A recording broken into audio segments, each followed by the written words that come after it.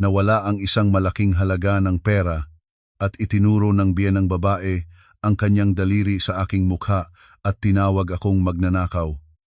Pinilit ako ng duwad na asawa ko na umamin para mapayapa ang lahat. Sobrang galit ko. Nag-report ako sa pulis. Nang mabuksan ang CCTV footage at nalantad ang tunay na mukha sa likod ng face mask, ang siyam na salita ng aking asawa ang nagpailalim sa kanya. Ang kakilakilabot na sikreto tungkol sa utang sa beauty clinic ay nagsimula ng lumabas sa liwanag mula ng sandaling iyon. Hindi kailanman madali ang buhay ng isang inang nagtatrabaho mula sa bahay. Ang pangalan ko ay Ana. 28 taong gulang ako. Pinagsama-sama ng aming mga ipon ni Carlo, kasama ang tulong ng aking mga magulang, at sa wakas ay nakabili kami ng isang maliit na condo unit sa Quezon City. Si Carlo, ang aking asawa, ay isang sales manager sa isang kumpanya ng construction materials. Palagi siyang busy sa trabaho, umaga-umaga na umalis, gabing-gabi na umuuwi. Ganoon lang talaga ang trabaho niya. Ako naman, mula nang isilang ang aming anak na si Kiko, nagpasya akong umalis sa aking trabaho sa isang media company para maging freelance content creator. Ang ganitong setup ay nagbibigay daan sa akin na kumita ng pera para sa aming pang-araw-araw na gastos habang nag-aalaga sa anak at nagpapanatili ng tahanan. Ngunit hindi lang kaming dalawang mag-asawa ang nakatira sa aming maliliit na tahanan. 1 taon na ang nakaraan, ang biyenang babae ko na si Aling Marita mula sa probinsya ay nagulat na palagi siyang may sakit. Dahil sa pagmamalasakit ni Carlo sa kanyang ina, dinala niya ito para manirahan namin para mas madaling alagaan. Mula nang dumating si Aling Marita, lagi nang parang puno ng tensyon ang hangin sa loob ng bahay, katulad ng isang sirang gitara na hindi mapayapang mabuksan. Si Aling Marita ay isang taong mapanuri, laging nagmamasid, at lalo na gustong ipagmalaki ang mga bagay sa mga kamag-anak. Anumang ginagawa ko mula sa pagluluto ng pagkain, paghuhugas ng damit, hanggang sa paraan ng pag-upo ko sa harap ng laptop habang nagtatrabaho, lahat ng iyon ay nagiging dahilan ng pagrereklamo niya. Lagi niyang itinuturing na isa akong walang kwenta na tao, isang babaeng nakasalalay sa pera na dinadala ng kanyang anak. Noong umaga ng Biyernes na iyon, malamlam ang panahon sa labas, katulad ng isa sa mga ambon-ambon sa Maynila tuwing tag-ulan. Katapos ko lang nilinisin ang mga laruan ni Kiko at inupuan ko siya ng maayos sa playpen niya, at pagkatapos ay binuksan ko ang aking telepono para tingnan ang mga mensahe. Ang group chat ng pamilya na pinangalanang De La Cruz Family Group ay nagno-notify ng paulit-ulit. Pinindot ko ito para basahin. Nagpadala ang aking biyenang babae ng larawan ng isang branded bag na espesyal na dinisenyo, ang pinakabagong modelo ngayon, kasama ang isang mensaheng puno ng pagmamalaki. Sumulat si Aling Marita. Ngayong buwan, maganda ang araw, kaya nagpasya akong mag-withdraw ng isang malaking halaga mula sa aking savings para bilhin ang bag na ito. Dala ko ito sa reunion ng mga kababayan o sa kasal sa probinsya, tiyak na titingnan lang nila ako ng may pahanga. Ano sa tingin ninyo? Sa ibaba, agad na nagkomento si Ate Cora, kapatid na babae ni Aling Marita. Naku, malaki na pala ang gastos ngayon ni ate. Ang bag na yan pagkapanggap-panggap. Si Carlo, kumikita ng maayos, kainin mo na rin ang buhay, bayad na ang lahat ng hirap mo sa pagpapalaki sa kanya. Sumunod din ang iba pang kamag-anak na pumupuri at nagpapatakbo ng mga komento. Binasa ko ang lahat ng mensaheng iyon at tahimik na pinatay ang screen. Kilala ko ang ugali ng biyenang babae ko. Palagi siyang gustong matanggap ang paghanga at pagpuri mula sa mga nakapaligid sa kanya. Hindi maliit ang halagang iyon. Iyon ang pinagsama-samang pera mula sa funeral donations. Nang pumanaw ang aking biyenang lalaki, maraming taon na ang nakalipas at kasama rin ang kanyang ipon mula sa pagbenta ng isang maliit na lupa sa probinsya. Palagi niyang hawak-hawak ang ATM card niya sa loob ng isang kahoy na kahon na may kandado, nakalagay sa loob ng kanyang wardrobe. Wala akong pakialam kung paano niya gagastusin ang kanyang pera. Ang trabaho ko ngayon ay tapusin ang advertising script para sa aking kliyente bago magtanghali. Ngunit ang matinding pagbabago ay dumating ng tiyak na sa simula ng hapon na iyon. Habang dinudukdukan ko si Kiko, para makatulog sa kanyang kama sa silid. Narinig ko ang pagsara ng pangunahing pintuan, isang malakas na bang.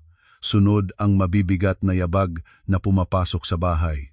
Kasama nito ang malakas na ingay ng paghahanap ng gamit mula sa silid ng aking biyenang babae. Dahan-dahan kong inihiga si Kiko sa kama at maingat na lumabas para tingnan kung anong nangyayari. Nakatayo si Aling Marita sa gitna ng silid, pula ang mukha, puno ng pawis. Ang kahoy na kahon na naglalaman ng kanyang mahahalagang papeles at ari-arian ay bukas ng basta-basta. Mga papel ang nakakalat sa buong sahig. Sunod-sunod niyang binubuksan ang bawat drawer ng wardrobe. Hinahanap-hanap ang lahat katulad ng isang taong lumabas ng isip. Nagsalita ako ng malumanay. Aling Marita, anong hinahanap ninyo? Sabihin ninyo sa akin, tutulungan ko kayo. Bigla siyang lumingon sa akin. Ang mga mata niya ay namumula sa galit. Lumapit siya sa akin at itinuro ang kanyang daliri ng tuwid sa aking mukha habang sumisigaw. Huwag kang magkunwari ng pagiging mabuti. Ibalik mo na ang ATM card ko. Nasaan na ang pera ko? Natulala ako. Nakatayo akong parang kinundena sa kinatatayuan ko. Ang pera at ATM card, ang mga salitang ito ay nagpalito sa akin. Sumagot ako ng may determinasyon pero may kabutihang loob pa rin. Aling Marita, ano pong sinasabi ninyo? Paano ko malalaman kung nasaan ang inyong ATM card? Buong umaga ay nandito lang po ako nag-aalaga kay Kiko at nagtatrabaho. Suriin po ninyong mabuti kung baka naipuslit ninyo sa ibang lugar. Walang binibigyan si Aling Marita ng pagkakataong magsalita ang sinuman. Nagpatakbo siya ng diretsyo sa silid tulugan ko at ng asawa ko. Sa harap ng aking pagkamangha, binanat niya ang aming wardrobe at inihagis ang lahat ng aking damit sa gitna ng silid. Ang aking mga blusa, mga palda at mga dokumento sa trabaho ay nagsimulang magsalpok sa kahoy na sahig. Hinahalungkat niya ang bawat bag ko, bawat drawer ng aking vanity table. Sumunod ako sa kanya, sinisikap na pigilan siya. Aling Marita, ano po ang ginagawa ninyo? Ito ang pribadong silid namin ng asawa ko, hindi ninyo karapatan na halughugin ang aking mga gamit ng ganyan. Binayas niya ang aking kamay, tinugon ako ng mapanimdim na tingin, at binitawan ang pinakamalupit na mga salitang narinig ko kailanman mula sa kanya. Sa bahay na ito, sino pa ba ang magnanakaw kung hindi ikaw? Umalis na si Carlo ng maaga, ikaw naman ay nandito lang sa bahay, nagsasabi kang nagtatrabaho sa internet pero sa katotohanan ay nagbabantay ka ng aking mga gamit. Nakita mong nag-message ako sa group na bibilhin ko ang bag, nagana ka, tama ba? Naisip mong matanda na ako, kaya madali mo akong dayain.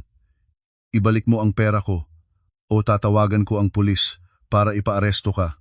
Ang walang basehang akusasyon ng biyenang babae ko ay katulad ng isang kutsilyo na tumalab ng tuwid sa aking puso. Nagtatrabaho ako ng buong araw at buong gabi.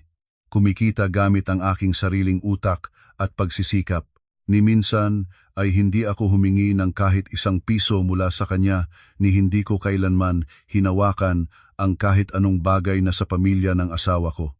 Ngunit ngayon, walang haba-habang iniyurong ang aking dangal at tinatawag na magnanakaw. Pumuliga ang luha ko sa galit. Lumayo ako ng isang hakbang at tumingin ng tuwid sa mga mata ng biyenang babae ko. Aling Marita, huwag po ninyong iakusa ang wala kayong basehan. Hindi ko po kinuha ang inyong pera. Kung nag-aalala kayo, tawagan na ninyo ang pulis para resolbahin ito. Hindi ako matatakot kung talagang wala akong nagawa. Ngumiti si Aling Marita ng mapang-asar, may hamon sa boses. Tinatanggap mo ang hamon ko? Sige, hintayin natin si Carlo, tingnan natin kung mananatili siya sa panig ng nanay niya o sa panig ng isang magnanakaw na katulad mo. Mga 6:00 ng hapon, binuksan ni Carlo ang pintuan at pumasok. Kitang-kita sa kanyang mukha ang pagod matapos ang mahabang araw ng trabaho, pati na ang kanyang kurbata ay nakahulog na sa leeg niya. Ngunit ang pagod na iyon ay mabilis na pinalitan ng matinding pagkabahala nang makita niya ang kaguluhan sa sala at sa silid tulugan. Ang aking mga damit at gamit ay nakalatag pa rin sa sahig dahil nagpasya akong huwag nang ayusin. Gusto kong makita ni Carlo kung gaano kalampas ang ginawa ng kanyang ina. Pagkakita ni Aling Marita sa kanyang anak na lalaki, agad siyang naupo sa sofa at binugbog ang kanyang mga hita habang nagdadaing at umiiyak. Naku naman, Carlo, anak, tingnan mo ganyan ginawa sa akin ng asawa mo. Nilimot niya ang lahat ng kabutihang ginawa ko para sa inyo. Ang pera ko para sa pagtanda kinuha niya lahat, anak ko. Itinapon ni Carlo ang kanyang bag sa isang tabi at nagmadaling tumakbo sa ina. Pagkatapos ay lumingon siya sa akin, may halong pagdududa sa kanyang tingin. Nakatayo ako, nakasandal sa dingding, sinisikap na manatiling kalmado habang hinihintay ang isang simpleng tanong mula sa asawa ko na maaaring maging katibayan ng 4 na taon namin ng pagsasama. Umaasa akong sasabihin niya na naniniwala siya sa akin o na may pagkakamaling nangyari. Ngunit hindi iyon ang nangyari. Kumunot si Carlo at nagsalita ng may halong sisi sa boses. Ana, ipaliwanag mo bakit umiiyak si nanay? Ang pera niya ay nakalagay sa wardrobe, ikaw at nanay lang ang nasa bahay kung hindi ka ang kumuha, sino pa? Sa pagkarinig ng mga salitang iyon, parang nagbasag ang aking puso. Ang lalaki na pinili kong maging pundasyon ng aking buhay ay madaling sumali sa ina niya para akusahan ako ng walang kahit anong patunay. Huminga ako ng malalim, nilulon ang mapait na bugkos na tumalab sa aking lalamunan at sumagot ng malinaw at tahimik. Carlo, pag-ingatan mo ang iyong mga salita. Hindi ko kailanman hinawakan ang kahon ni nanay at hindi ko alam kung nasaan ang kanyang ATM card. Hindi mo maaaring pakinggan ang isang panig lang at agad akusahan ang iyong asawa. Biglang tumayo si Aling Marita mula sa upuan. Inilabas mula sa kanyang bulsa ang isang pirasong papel na nakatiklop ng 4 at inihagis ito ng tuwid sa aking mukha. Nahulog ang papel sa sahig. Ito ay isang kopya ng bank transaction statement na kakakaprint pa lang niya sa branch ngayong hapon. Itinuro niya ang papel at malakas na sinabi, "Hindi ka pa natitiwala. Pumunta ako sa bangko kanina. Sinabi sa akin ng empleyado na ang lahat ng pera ay na-withdraw na sa ATM malapit dito ng 9:00 ng umaga ngayon. Nang 9:00, pumunta ako sa palengke para bumili ng pagkain para kay Kiko. Ikaw lang ang nasa bahay. Kung hindi ka, sino pa ba ang kumuha?" Kinuha ni Carlo ang statement paper at pinag-aralan ito. Nagdilim ang kanyang mukha. Hinila niya ang aking braso at mabilis na nagdala sa akin sa kusina. Isinara ang pintuan para manatili ang kanyang ina sa sala. Sa pag-iisip ko, gusto niyang kausapin ako ng pribado para mahanap ang katotohanan. Ngunit ang susunod niyang sinabi ay nagtulak sa akin sa kailaliman ng desperasyon. Hinabaan ang boses ni Carlo at ang kanyang tono ay nakakatakot na mahinahon at mahina. Ana, nakikiusap ako sa iyo. Nawala na ang pera, mainit na ang dugo ni nanay at mataas na ang kanyang blood pressure. Aaminin mo lang para mapayapa ang lahat. Humingi ka ng tawad, ibalik ang pera at hihilingin ko sa nanay na patawarin ka. Kausapin natin ito sa loob ng pamilya. Huwag na itong palakihin. Mahihiya lang tayo sa mga kapitbahay at wala na akong mukha sa trabaho. Binawi ko ang aking kamay mula sa kanya at tumingin sa kanya katulad ng pagtingin sa isang estranyo. Pinipigilan niya ang sariling asawa na aminin ang isang kasalanang hindi ko ginawa. Tinatapakan ang dangal ng taong pinagsamahan niya sa higaan para lang mapanatili ang isang mapanlinlang na kapayapaan at ang kanyang sariling arogansya. Ang galit ko ay lumago hanggang sa sukdulan. Lahat ng pasensya at sakripisyo para sa pamilyang ito ay biglang naging walang kabuluhan. Tumingin ako ng tuwid sa kanyang mga mata at nagsalita ng malinaw at matibay. Hihilingin mo sa akin na aminin ang isang kasalanang hindi ko ginawa, isang maruruming kasalanan na wala akong ginagawa. Anong uri ng tao ang iniisip mo na ako?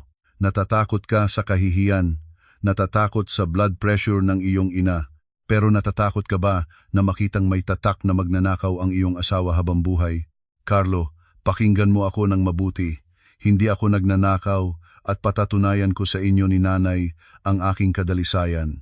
Pagkatapos ng mga salitang iyon, itinulak ko si Carlo palayo, lumakad ng tuwid patungo sa aming silid-tulugan at dala ang litong si Kiko na nakita ang mga magulang na nagtatalong.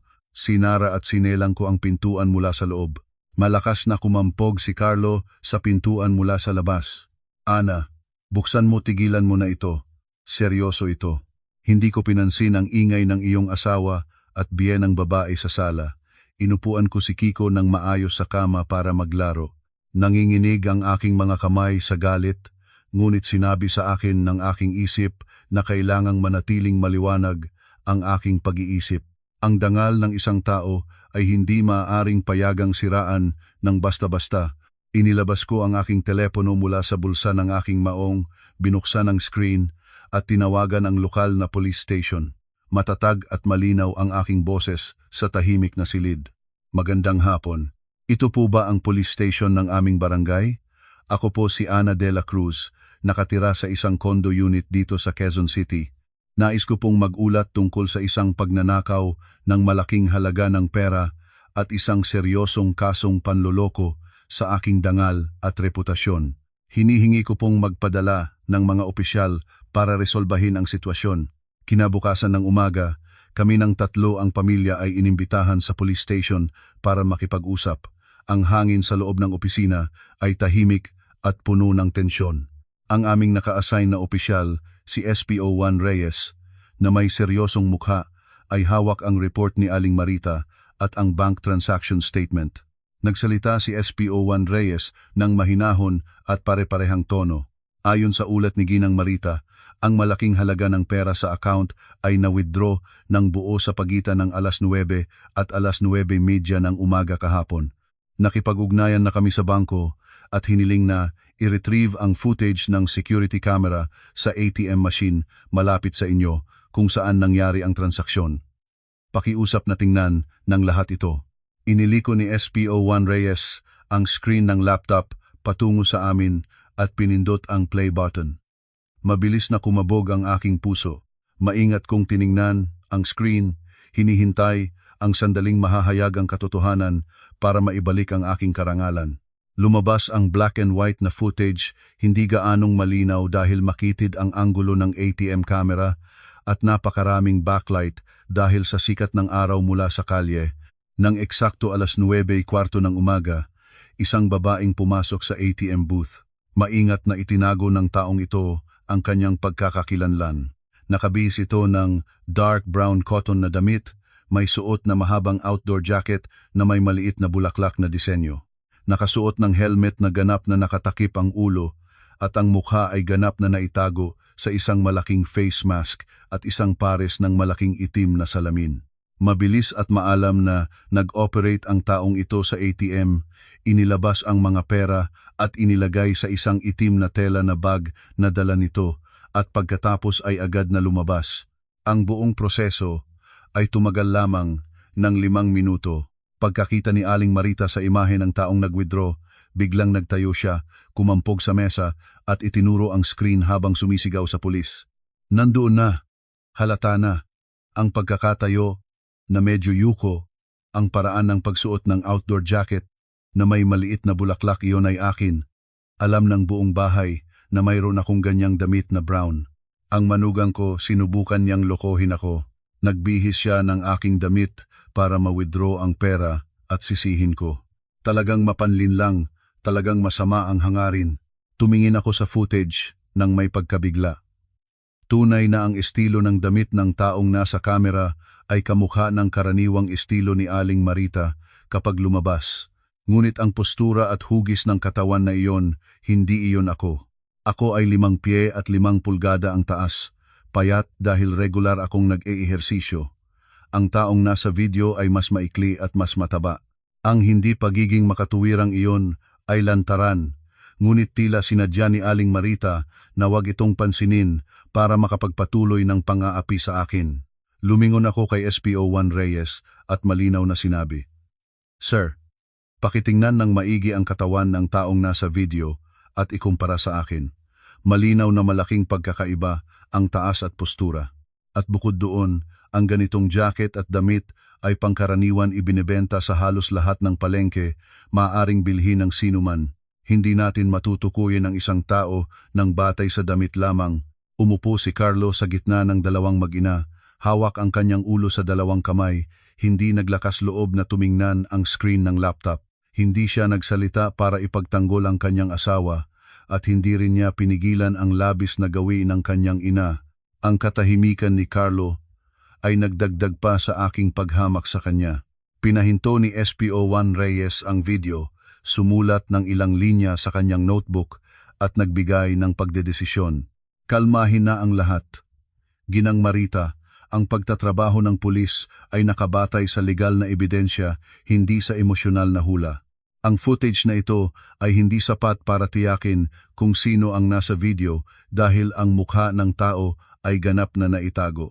Pansamantala, walang sapat na basehan para konklusyon na si Ana ang kumuha ng card at nag-withdraw ng pera.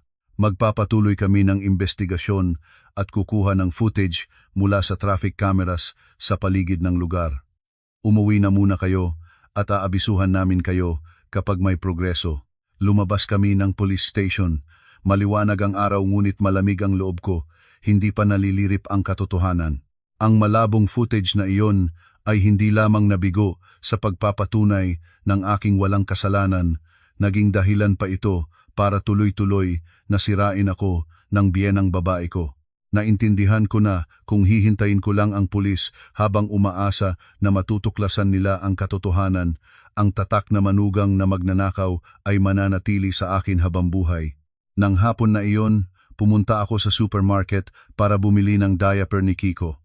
Nang umuwi ako, ang bahay ay kakaibang tahimik.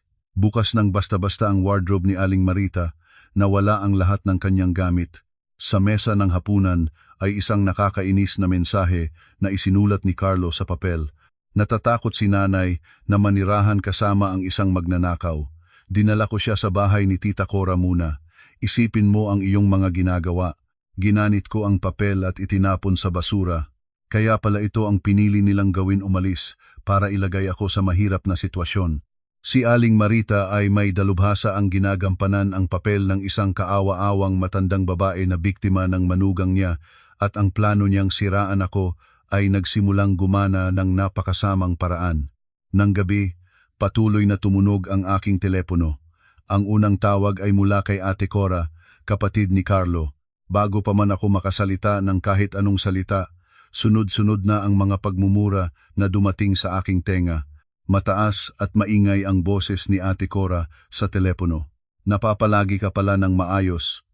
Binuhay ni Tita Marita si Carlo nang walang kapalit para magbigay sa inyo ng isang mabuting buhay. Ito ba ang kabayaran mo sa kanya? Hindi basta-basta ang pera na iyon. Ina ka na rin ngayon, ano ang itinuturo mo sa iyong anak kung ganitong gawa ang ginagawa mo? Ibalik mo ang pera, ngayon huwag hayaang kahihiyan ang pamilyang ito. Mahinahon akong sumagot. Ate Cora, hindi ko po kinuha ang pera ni tita. Ang pulis ay nag-iimbestiga pa. Huwag po ninyong unahing hatulan ako nang wala pang katunayan. Ibinaba ko ang tawag. Agad-agad naman ay tumawag pa ang ibang kamag-anak, mga tito, pinsan at iba pang kapamilya ni Carlo. 10 tawag, 10 mensahe. Lahat ay may parehong nilalaman na pagmumura at akusasyon. Ang pamilya ng aking asawa ay katulad ng isang daluyong na nagtutulak sa akin ng walang awa. Pinatay ko ang aking telepono, niyakap si Kiko, at nagpigil na mahulog ang mga luha sa mukha ng aking batang natutulog. Ngunit hindi pa rito natatapos ang bangungot. Kinabukasan ng umaga, nang binuksan ko ang aking laptop para magtrabaho, nagpadala ang aking pinakamatalik na kaibigan na si Rhea ng isang link kasama ang isang nangangalarmang mensahe. Ana, tingnan mo ito kaagad, may nag-post ng isang post tungkol sa iyo sa Facebook. Pinindot ko ang link, ito ay isang anonymous na post sa isang sikat na group sa social media na may daan-daang libo pang miyembro. Ang pamagat ng post ay nakalagay sa malalaking pulang titik, babala, ang mapanlinlang na manugang ay nagnanakaw ng retirement savings ng biyenang babae para sa luxury na pamumuhay. Sa post, detalyadong ikinuwento kung paano ang isang matandang babae na nag-ipon ng pera para bilhin ng bag para sa reunion ng mga kababayan ay ninakawan ng kanyang manugang na nagtatrabaho online sa bahay. Sinabing sadyang suot ng manugang ang jacket at damit ng biyenang babae para matakasan ang CCTV ng ATM. Kahit hindi binanggit ang aking pangalan, kasama sa post ang isang blurred na larawan ng aking mukha at ang larawan ng mamahaling bag na dati ay ibinahagi ni Aling Marita sa family group chat. Sa ibaba ng post ay libu-libong komento ng mabibigat na pagmumura mula sa mga netizen. Tinawag nila akong gahasang manugang, babaeng makamaterialismo, at lahat ng mas masahol pang mga salita. Nanginginig na tumawag ako kay Carlo. Maraming ring bago niya sagutin, at ang kanyang boses ay malamig at puno ng pagkagalit. Bakit ka tumatawag? Nakikita mo na ba ang naging bunga ng iyong mga ginagawa? Ngayon, alam na ng buong opisina ko ang nangyari sa aking pamilya. Ikinakahiya mo ang aming pamilya. Wala na akong mukhang maiharap sa sinuman. Ayusin mo na lang ang iyong sariling kaguluhang ginawa mo. Matagal na tumutunog na tono ang narinig ko sa telepono. Ibinaba na ni Carlo ang tawag. Opisyal na iniwanan ako ng mag-isa sa gitna ng bagyo ng opinyon ng publiko na ginawa ng kanyang sariling ina.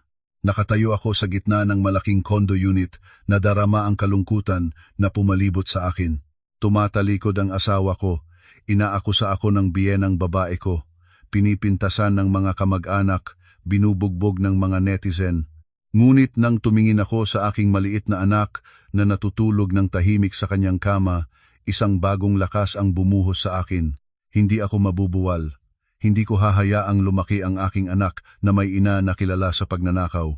Kung abala ang pulis sa daan-daang ibang kaso, at kung masyadong duwad ang asawa ko para hanapin ang katotohanan, ako na mismo ang tatayo at hahain ng katarungan para sa aking sarili. Pinunasan ko ang aking mga luha, kinuha ang isang maliit na notebook at ballpen at sinimulan ang pagpaplano ng mga unang hakbang sa aking paglalakbay para patunayan ang aking kalinisan. Ang unang bagay na ginawa ko ay inayos ko ang mga gamit at dinala si Kiko sa bahay ni Rhea, ang aking pinakamatalik na kaibigan mula pa noong kolehiyo na nakatira sa isang kondo malapit lang sa amin. Si Rhea ang tanging tao na lubos at agad na naniniwala sa akin mula pa sa unang sandali ng bagyo. Pagkatapos iwan si Kiko, hiniram ko kay Rhea ang isang jacket at sinimulan ang aking paglalakbay sa paghahanap ng ebidensya. Ang unang destinasyon ko ay ang ATM machine malapit sa amin, kung saan biglang nawala ang malaking halaga ng pera. Ito ay isang automated teller machine na nakatago sa isang sulok ng sidewalk sa ilalim ng lobby ng isang matangkad na opisina. Ang ATM ay nakaharap ng tuwid sa magulong kalsada. Naglakad-lakad ako sa paligid ng ATM at maingat na sinuri ang bawat anggulo. Katulad ng ipinakita ng footage sa police station, ang kamera ng ATM ay maaari lamang makuha ang itaas na bahagi ng katawan ng gumagamit at seryosong naapektuhan ng backlight mula sa sikat ng araw sa umaga. Lumayo ako at nagsimulang mag-scan ng paligid.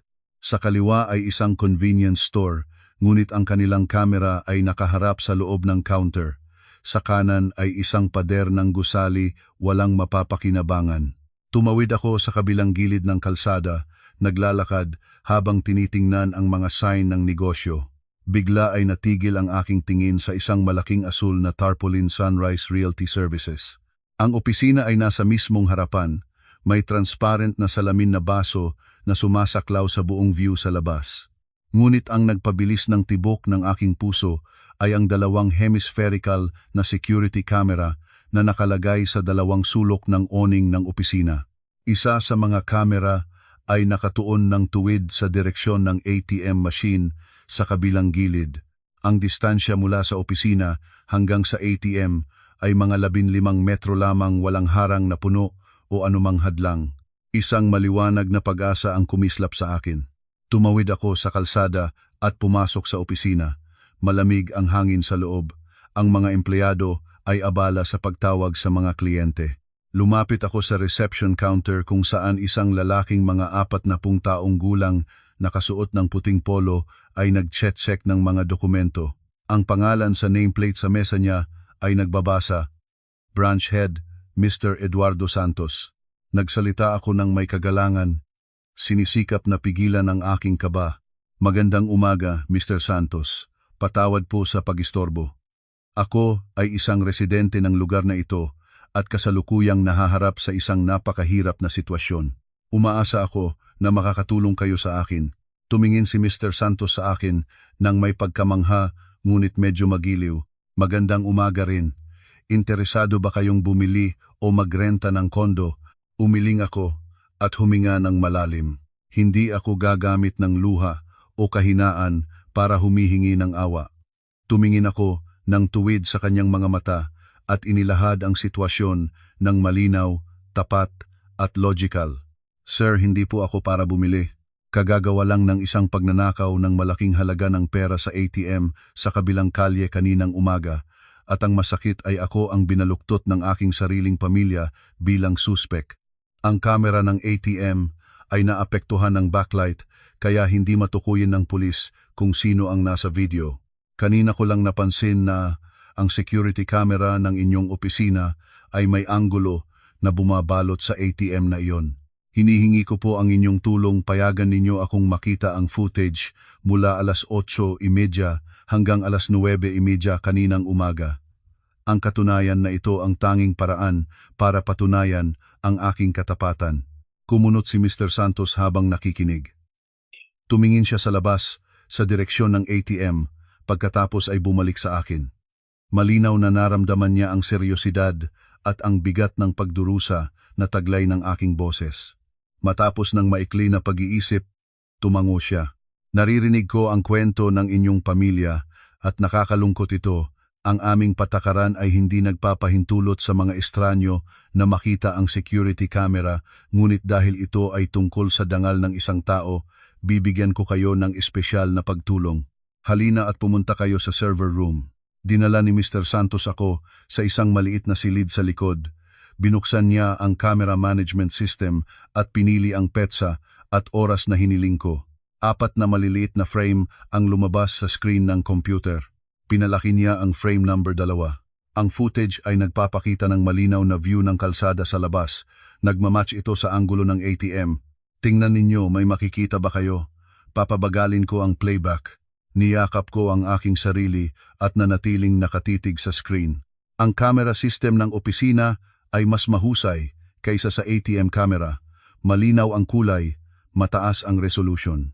Nang alas 9:12, isang pulang scooter ang huminto sa gilid ng kalye, nakapark sa harap ng ATM. Bumaba ang isang tao, nakabihis ng dark brown na cotton na damit, may suot na mahabang outdoor jacket na may maliit na disenyo ng bulaklak, nakasuot ng helmet na nakatakip ng buo at may face mask at itim na malaking salamin sa mukha. Lumingon-lingon ang taong iyon sa paligid at mabilis na pumasok sa loob ng ATM booth. Mahigpit kong ninakaw ang aking mga kamay. Mula sa anggulong ito, mas malinaw na nakita ang postura at hugis ng katawan ng nag-withdraw. Ang pagkakaiba sa taas ay napakahalata, medyo nakabaluktot ang mga balikat. Ang paraan ng paglakad ay bahagyang nagpapahiwatig ng isang taong middle-aged. Ngunit kahit ito ay hindi pa sapat na matalas na ebidensya, kailangan ko ng malinaw na pagkakakilanlan ng mukha. Mr. Santos, maaari po bang patuloy na patakbuhin ang video sa 4 na bilis? Nagsalita ako ng malumanay, nanginginig ang aking mga kamay. Dahan-dahang sumusulong ang orasan sa sulok ng camera screen. Alas 9:17 lumabas ang taong ito sa ATM booth, hawak ang mabigat na itim na tela na bag. Lumapit ito sa scooter. At pagkatapos ay nangyari ang hindi inaasahang bagay, isang katuparan ng tadhana dahil sa pakikilahok ng kalikasan. Sa eksakto na sandaling iyon na nag-abot ang taong iyon ng kamay para itayo ng tuwid ang helmet, isang matinding hangin mula sa direksyon ng intersection ang bumusyak ng biglaan. Kahit walang tunog ang video, ang imahe ay mas malinaw kaysa kailanman. Ang malaking itim na salamin ng taong iyon ay natunudling sa isang gilid at ang face mask ay naibaba ng lagpas sa ilong. Sa loob ng maikling sandali, mga 3 segundo lamang ang tunay na mukha ng nag-withdraw ng pera ay ganap na nahayag sa harap ng high-resolution camera. Parang huminto ang pagtindig ng aking puso, naging matigas ang buong katawan ko, malamig na pawis ang tumulo sa aking likod. Kahit may masamang kutob na naramdaman ko, bago pa man nang makita ko ang katotohanan ng personal, hindi ko mapigilan ang matinding pagkabigla. Ang mapusyaw na mga mata, ang matangos na pisngi, ang maliit na tuldok sa sulok ng bibig, at ang mga pamilyar na kulubot. Ang mukhang iyon ay walang iba, kundi si Aling Marita, ang biyenang babae ko. Ang babaeng kagabi ay nagdaing at umiyak ng labis, nag-alaw ng mga gamit, at itinuro ang kanyang daliri sa aking mukha. Habang nagsasalita ng pinakamalupit na mga pagmumura, siya mismo ang nag-withdraw ng buong malaking halaga ng pera. Sarili niyang inayos ang eksena. Nagbihis siya ng kanyang sariling pamilyar na damit. Maingat na isinaklaw ang kanyang pagkakakilanlan para malinlang ang ATM camera, at pagkatapos ay inihanda ang public opinion para itapon ang lahat ng kasalanan sa manugang niya na nag-aalaga ng kanyang apo. Mula sa tabi ko, si Mr. Santos ay nanlaki rin ang mga mata sa pagkamangha. Lumingon siya sa akin nang may empatiya at gulat sa kanyang boses. Kilala mo ba ang taong iyan? Ano ang kinalaman niya sa inyong pamilya? Huminga ako ng malalim, sinisikap na pigilan ang pagbubuhos ng damdamin na gustong bumusal sa aking lalamunan. Malinaw na sumagot ako. Ang babaeng iyan ay ang aking biyenang babae, ang babaeng nag-akusa sa akin ng pagnanakaw ng kanyang retirement savings. Ang ganitong malupit na katotohanan ay hindi lamang isang masamang palabas, ito ay isang matalas na pag-ulyaw na nagtapos ng lahat ng tiwala at respeto na pinagtuunan ko sa kanya sa lahat ng mga taong lumipas. Bumulong ng isang malalim na buntong hininga si Mr. Santos. Nag-operate siya sa computer, ikinabit ang USB flash drive na mabilis kong nabili sa convenience store kanina, at maingat na kinopya ang buong footage mula nang lumabas si Aling Marita hanggang sa umalis siya at inisave sa pinakamalinaw na format. Ibinigay niya sa akin ang USB drive at binalaan ako na ingatin ito ng maayos dahil ito ang pinakamahahalagang ebidensya para malinawan ng pulis ang sitwasyon. Nagbigay pa siya sa akin ng kanyang personal na numero at sinabi na kung kailangan ng police station ng kumpirmasyon tungkol sa pinagmulan ng video, handa siyang magpatunay. Mahigpit kong hinawakan ang USB sa aking palad, nararamdaman ang bigat ng katotohanang naroroon. Yumukod ako kay Mr. Santos nang puno ng taos-pusong pasasalamat. Kung hindi sa matulungin na branch head na ito, marahil ay bumagsak na ako sa ilalim ng presyon ng opinyon ng publiko at ng pagtatakwil ng mga mahal ko sa buhay. Lumabas ako ng opisina. Mainit ang araw sa Quezon City ngunit hindi na malamig ang aking kalooban. Itinanghal ko ang aking ulo habang naglalakad sa sidewalk. Ngayon ay mayroon na akong matalas na ebidensya para patunayan ang aking walang kasalanan. Ngunit ang pinakamahalagang tanong ay nanatili sa aking isip. Bakit ginawa ng biyenang babae ko ito? Saan napunta ang pera? Kung siya mismo ang nag-withdraw, bakit niya ginawa ang palabas na nawala ang kanyang card at gustong gamitin ang pera para bilhin ang branded bag? May nakatagong kakilakilabot na sikreto sa likod ng lahat ng kasinungalingang ito. At determinado akong ilantad ang bawat aspeto ng sikreto na iyon bago harapin si Aling Marita at Carlo. Umalis ako mula sa lugar ng ATM at agad na sumakay ng Grab para pumunta sa isang malaking shopping mall sa gitna ng lungsod. Sa daan, dumaan ako sa isang electronics shop at bumili ng isang napakaliit na voice recorder. Maingat na sinuri ko ang baterya at paraan ng paggana nito at inilapat ko ito sa loob ng aking jacket. Alam ko na pumapasok na ako sa isang walang awa na labanan para ipagtanggol ang aking dangal at mula ngayon, ang bawat salita at bawat ebidensya ay dapat itago ng legal at tama. Ang tanyag na shopping mall ay lumabas sa aking harapan. Dali-dali akong pumasok, tumilin ng tuwid patungo sa seksyon ng internasyonal na luxury brand na tindahan kung saan ibinebenta ang bag na ipinagmalaki ni Aling Marita sa family group chat ng pamilya. Ang tindahan ay makintab sa mahahalagang ilaw. Ang mga bag ay maingat na nakadisplay sa loob ng glass cabinet katulad ng mga piraso ng sining. Isang babaeng empleyado na nagsusuot ng itim na uniforme at puting gloves ay lumabas para salubungin ako ng may ngiti at pagbati. Ngumiti ako ng pabalik, kalmado at mahinahon ang kilos. Nagsalita ako ng mahinahon, nagsabing isa akong kamag-anak ni Ginang Marita at inilabas ang larawan ng itim na bag na may magandang dekorasyon na ibinahagi ng aking biyenang babae sa group chat. Ipinakita ko ito sa empleyado. Noong isang araw, Ipinagmalaki ng aking nanay sa pamilya na uma-order siya ng bag na ito sa tindahan ninyo custom design at nagbayad siya ng malaking halaga. Ngayon ay dumaan ako rito para malaman ang status ng order niya. Kailan pa ito darating para mapunta kami para kunin? Tumingin ang empleyada sa larawan sa aking telepono at profesional na ngumiti. Maamo niyang inimbitahan akong maupo habang chinecheck niya ang customer database. Tahimik na gumagana ang aking voice recorder sa loob ng aking jacket, iniingatan ang bawat maliit na tunog sa espasyo ng tindahan. Humigit kumulang 5 minuto ang lumipas at bumalik ang empleyada sa aking upuan. Ang ekspresyon niya ay medyo nalilito, ngunit napanatiling maayos ang kaasal. Malumanay niyang inilahad ang resulta ng kanyang pag-check. Kinumpirma niya na ang bag sa larawan ay tunay na isang limitadong produkto ng brand na may katumbas na presyo na ilang daang libo. Gayunpaman, sa buong sistema ng tindahan sa Maynila at sa buong bansa, walang kahit sinong customer na nagngangalang Marita ang nag-order ng produktong ito sa nakaraang 6 na buwan.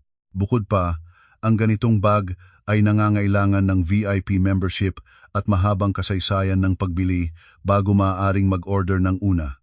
Nagkukunwari akong nagulat at tinanong muli para masigurong tama ang impormasyong aking natanggap, baka may ibang numero ng telepono o ibang pangalang ginamit ang aking nanay. Mahinahon na ipinaliwanag ng empleyada ang mahigpit na proseso ng pagbili ng luxury goods. Ang bawat transaksyon ay dapat may kumpirmasyong ID at direktang bank transfer mula sa account ng tunay na may-ari. Paulit-ulit niyang kinumpirmang walang kahit anong deposit na ilang daang libo na dumating sa tindahan mula sa isang taong nagngangalang Marita at walang pending order na may ganitong description. Ang mapangarapin at marahasang kasinungalingan ni Aling Marita ay ganap na nalantad. Hindi siya kailanman nakapasok sa tindahang ito. Hindi siya kailanman nag-order ng mamahaling bag na iyon. Ang larawang ibinahagi niya sa family group chat ay isang larawang nakuha lang niya sa internet. Ginagamit niya ito bilang kasangkapan para ipagmalaki ang kanyang sarili at bigyan ng dahilan ang pagkawala ng malaking halaga ng pera.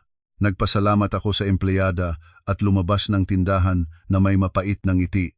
Ang mga kamag-anak ni Carlo, si Ate Cora, ang mga tito at pinsan, na nagsipuri ng labis kay Aling Marita at nagsabwatan para akusahan ako ng pagnanakaw ng pera para sa bag, wala silang ni isa na nakaalam na ang buong palabas ay isang katawa-tawa at nakakaawa na dula na ginawa ng mismo ng babaeng tinuturing nilang karapat-dapat parangalan. Ang ikalawang buhol ay naalis na. Ngayon ay kailangan ko na lang ng isa pang huling ebidensya para mapunan ang aking arsenal bago simulan ang malaking labanan. Ang susunod kong destinasyon ay ang pediatric clinic na pinupuntahan namin ni Kiko. Dito nandoon ang pinakamahalagang susi para patunayan ang aking ganap na kawalan ng kasalanan, isang perpektong alibi na hindi maaring itanggi. Ayon sa appointment card para sa bakuna at regular na check-up ni Kiko, kaninang umaga ay dinala ko siya sa klinik sa tamang oras mula alas 8:30 hanggang halos alas 10 ng umaga. Ang panahong iyon ay eksakto ang oras na ginagamit ng salarin para mag-withdraw sa ATM machine. Medyo walang tao ang klinik sa hapon. Pumasok ako sa waiting area at lumapit ng tuwid sa reception counter kung saan si Ate Nora ang nurse na personal na nagtimbang at nagbigay ng gamot kay Kiko kaninang umaga ay nakaupo. Pagkakita niya sa akin, agad siyang nakakilala at magiliw na nagtatanong tungkol sa kalagayan ng bata. Mahinahon kong inilahad ang sitwasyon ng may kagalangan. Sinabi ko sa kanya na ang pamilya namin ay kasalukuyang may kaunting komplikasyon na may kinalaman sa oras at na ang mga awtoridad ay kailangang i-verify ang aking eksaktong lokasyon kaninang umaga para malinawan ang ilang mahahalagang papel. Hinihingi ko ang tulong ni Ate Nora para makita ang security camera footage ng clinic sa waiting area at payment window mula alas 8:30 hanggang alas 10 ng umaga noong nakaraan. Nakinig si Ate Nora ng may malalim na pag-unawa. Kilala niya ako bilang isang responsableng ina na laging nagdadala kay Kiko sa tamang oras ng appointment. Humingi siya ng pahintulot sa head nurse at dinala ako sa administrative room. Mahusay na gumagana ang camera system ng clinic. Mabilis na lumabas sa screen ang mga pamilyar na imahe ng umaga. Malinaw na nakita sa footage na hawak ko si Kiko habang nakapila sa payment window para magbayad ng consultation fee. Kasunod nito, ang scene ng aking mainiping pag-upo sa waiting area, nakikipag-usap sa aking anak habang umiiyak siya, at pagkatapos ay tinatanggap ang bag ng gamot mula kay Ate Nora. Ang anggulo ng kamera ay nagpapakita ng malinaw na petsa at oras na tumatakbo ng tuloy-tuloy sa kanang sulok ng screen. 9:15 ng umaga, sa sandaling iyon ay ang biyenang babae ko ang nakasuot ng jacket at face mask para mag-withdraw sa ATM, ilang kilometro ang layo, habang ako ay abala sa pagpapagawa ng gatas para kay Kiko. Doon sa waiting room ng clinic, ang malinaw na kaibahan na ito ay naglikha ng isang perpektong alibi, katulad ng isang espada ng bakal. Pinutol ang lahat ng walang basehang akusasyon. Hinihingi ko kay Ate Nora na gamitin ang kanyang telepono para i-record ang buong segment ng camera footage sa computer screen, siguraduhin ang malinaw na pagkita ng parehong mga kilos at ng timestamp. Kasabay nito, humingi ako sa klinik ng opisyal na selyo sa payment receipt ng gamot ni Kiko na may malinaw na oras ng transaksyon bilang pisikal na katunayan. Masayang intulong ni Ate Nora, natapos ang lahat ng aking kahilingan ng mabilis. Lumabas ako ng klinik, hawak ang pula na resibo at ang video ng aking alibi na nakatago sa aking telepono. Ang aking network ng ebidensya ay kumpleto na. Mula sa malinaw na footage ng mukha ni Aling Marita mula sa opisina ng real estate hanggang sa kumpirmasyon na walang anumang transaksyon ng bag sa luxury brand store, at sa huli ay ang alibi na nagpapatunay na nasa klinik ako kasama si Kiko. Lahat ng ito ay magkasama. Tumawag ako kay Rhea para ipaalam na pupunta akong sunduin si Kiko. Hindi na ako natatakot, hindi na ako iiwas. Babalik ako sa aking kondo, ang lugar na kagabi ay pinagalitin at pinagtaguyod ng aking pagkawala. At harapin ko ang mga taong lumagsak sa aking dangal at patatahimikin ko sila sa presyo ng kanilang malupit na kasinungalingan. Nang madaling hapong araw, binalik ko si Kiko sa aming kondo. Tahimik ang bahay, lahat ay gulo pa rin katulad ng umalis ako. Inilabas ko ang aking mga manggas, inayos ang mga damit na itinapon ng biyenang babae ko sa sahig, linisin ang buong tahanan ng maayos. Nagluto ako para sa amin ng isang masustansyang hapunan. Alam ko na ang pinakamalaking labanan ay malapit na at kailangan kong i-recharge ang lakas at panatilihing malamig ang ulo. Mga 8:00 ng gabi, tumalab ang ingay ng pagbubukas ng kandado sa labas ng pangunahing pintuan. Pumasok sina Carlo at Aling Marita. Ang pagdating nila ay hindi ako nagulat. Nag-text si Carlo bago pa man sila dumating na dinadala niya ang ina para kumuha ng ilang personal na gamit at gamot para dalhin sa bahay ni Ate Cora. Pagkakita nila sa akin na tahimik na nakaupo nang kasama si Kiko sa sala, nagtatayo kami ng colorful na blocks, agad na nagdilim ang mukha ni Aling Marita. Tinignan niya ako ng masamang tingin at tahimik na pumasok sa kanyang silid. Si Carlo naman ay nakatayo sa gitna ng silid, umiwas ang mata sa akin at nagtatanong ng walang kausap, "Nag-isip ka na ba tungkol sa iyong mga ginagawa?" Hindi ako sumagot. Ngumiti lang ng malumanay at patuloy na pinagtuturuan si Kiko ng wastong paglalagay ng mga blokeng kahoy. Tila nabigo si Carlo sa aking katahimikan. Mabilis siyang sumunod sa ina sa loob ng silid. Bukas na ng basta-basta ang pintuan ng silid ni Aling Marita. Mula sa sala, malinaw ko na narinig ang ingay ng paghahanap ng gamit, malakas na bukas-sara ng mga drawer. Nagsasalita si Aling Marita nang malakas na iniuutusan si Carlo na kunin ang malaking travel bag sa ibabaw ng wardrobe para mapaglagyan ng damit. Sa tamang sandaling iyon, nabitawan ni Kiko ang isang laruan na gumugulong patungo sa malapit sa pintuan ng silid ni Aling Marita. Tumayo ako, lumakad para kunin ang laruan para sa anak ko. Habang yumuyukod, nang hindi sinasadya ay tumingin ako sa loob ng silid. Si Aling Marita ay naghahango ng isang tumpok ng malalaking damit mula sa pinakailalim ng wardrobe. Sa pagkagumon, isang maliit na notebook na may madilim na berdeng cover ay nahulog mula sa loob ng tumpok na damit sa sahig. Isang maliit na thud ang narinig. Iyon ang lumang medikal na notebook na lagi niyang itinatago. Nang mahulog ang notebook, ilang papel ang nakalagay sa loob ay nagsimulang lumipad sa paligid. Iyon ay hindi mga ordinaryong reseta ng gamot o resulta ng laboratorio.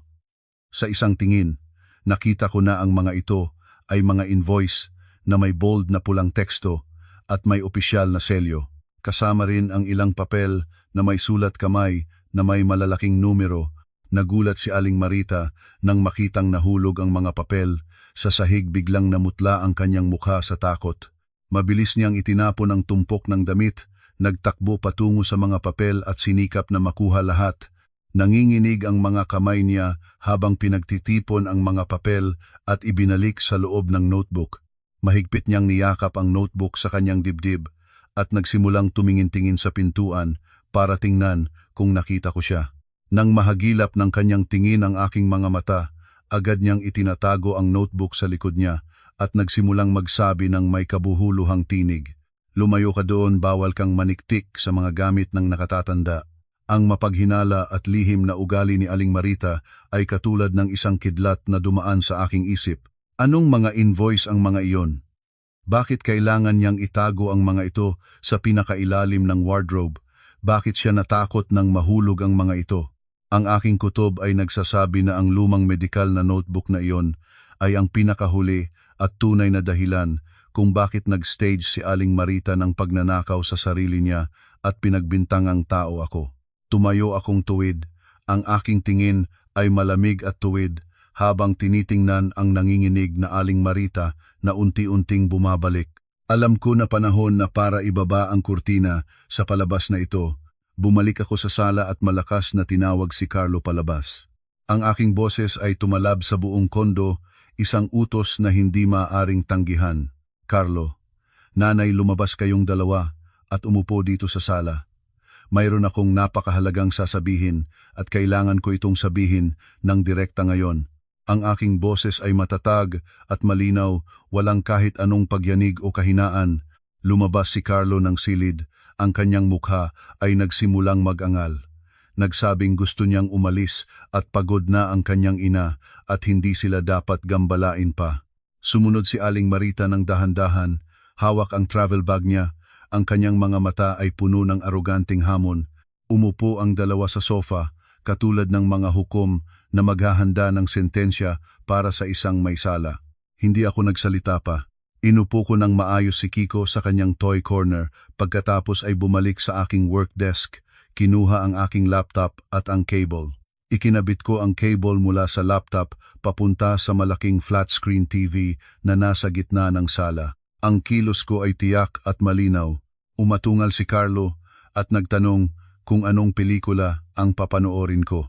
Ngumiti si Aling Marita nang may panlilibak, sinabi niyang walang ginagawa ang manugang sa bahay kaya mapapanood na lang ng mga video sa social media. Hindi ko pinansin ang mga pagpuna. Binuksan ko ang folder na naglalaman ng video file na kinopya ko mula sa real estate office. Nag-click ako para i-open ang file at pinull screen sa TV. Nagsimulang tumatakbo ang footage. Ang pagtingin mula sa itaas na sumasaklaw sa buong sidewalk sa labas ay malinaw at mataas ang resolution. Kinunot ni Carlo ang kanyang mga mata habang tinatingnan ang screen, agad niyang nakilala ang lugar ng ATM machine. Nang makita ni Aling Marita ang pamilyar na eksena, biglang naging matigas ang kanyang postura at ang kanyang mga mata ay nagsimulang mag-dart ng pabago-bago na may kaba. Sa video, lumabas ang imahe ng taong nag-withdraw, nakasuot ng brown cotton na damit, may outdoor jacket, nakatakip ang mukha, lumabas mula sa ATM booth at hawak ang itim na bag. Agad-agad si Aling Marita ay tumayo mula sa upuan at itinuro ang screen habang sumisigaw, "Ayan, Carlo, tingnan mo, iyan ang ginagawa ng iyong asawa. Nagbibihis siya ng aking damit para mag-withdraw ng pera at ngayon ay inilalantad pa niya ang sarili niya. Ganyan ka ba kahiyang tao?" Pinindot ko ang pause button. Tumingin ako kay Aling Marita. Ang aking boses ay malamig. "Nanay, maging mahinahon po kayo. Ang mga magandang pelikula ay may pinakamagandang ending. Buksan po ninyo ang inyong mga mata ng malaki at tingnan kung sino talaga ang magnanakaw. Pinindot ko ang continue button at ang screen ng TV ay nagpakita ng kapalaran na sandali. Ang salarin ay lumapit sa scooter at iniabot ang kamay para ituwid ang helmet at pagkatapos ay isang matinding hangin ang dumating, ang salamin ay natunudling at ang face mask ay naibaba ng lagpas sa ilong.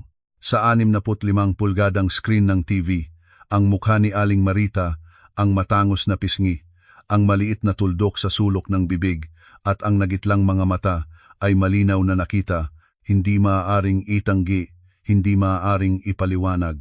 Automatiko ang video na naghinto sa pinakamalinaw na frame. Ang buong silid ay nahulog sa isang mamamatay na katahimikan, tanging ang sound ng electric fan ang naririnig. Yumukod si Carlo pasulong.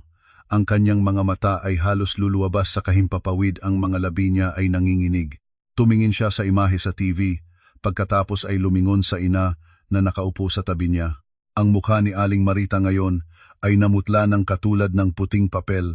Ang kanyang mga labi ay gumagalaw ngunit walang tumatawid na tunog. Ang kanyang dalawang kamay ay nahulog sa gilid niya. Ang travel bag ay bumagsak sa sahig. Ang buong balatkayong aroganting biktima ay natuklasan at natahimik.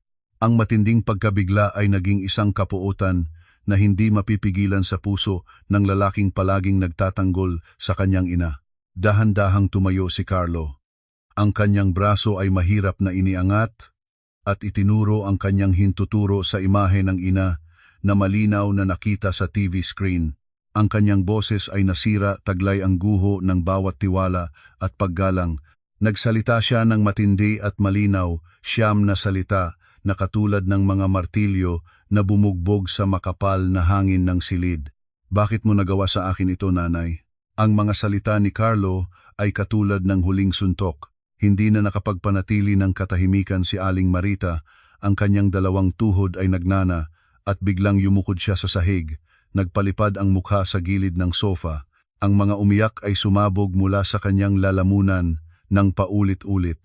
Niyakap niya ang kanyang mukha, ang mga luha ay dumadaan sa mapigurang pisngi, ang pag-iyak ay taglay ng kahihiyan, pagkabigo at matinding takot nang mahayag ang katotohanang nanatili sa kanyang anak na lalaki. Opisyal na ibinaba ang kurtina sa palabas, ngunit puwesto na ang mapait na katotohanan para magsalita. Ang pag-iyak ni Aling Marita ay nagpalakas sa tahimik na silid. Si Carlo ay nakatayo nang hindi gumagalaw. Ang kanyang mga pula na mata ay parang nangungulila sa pag-aaral ng ina na bumagsak sa sahig.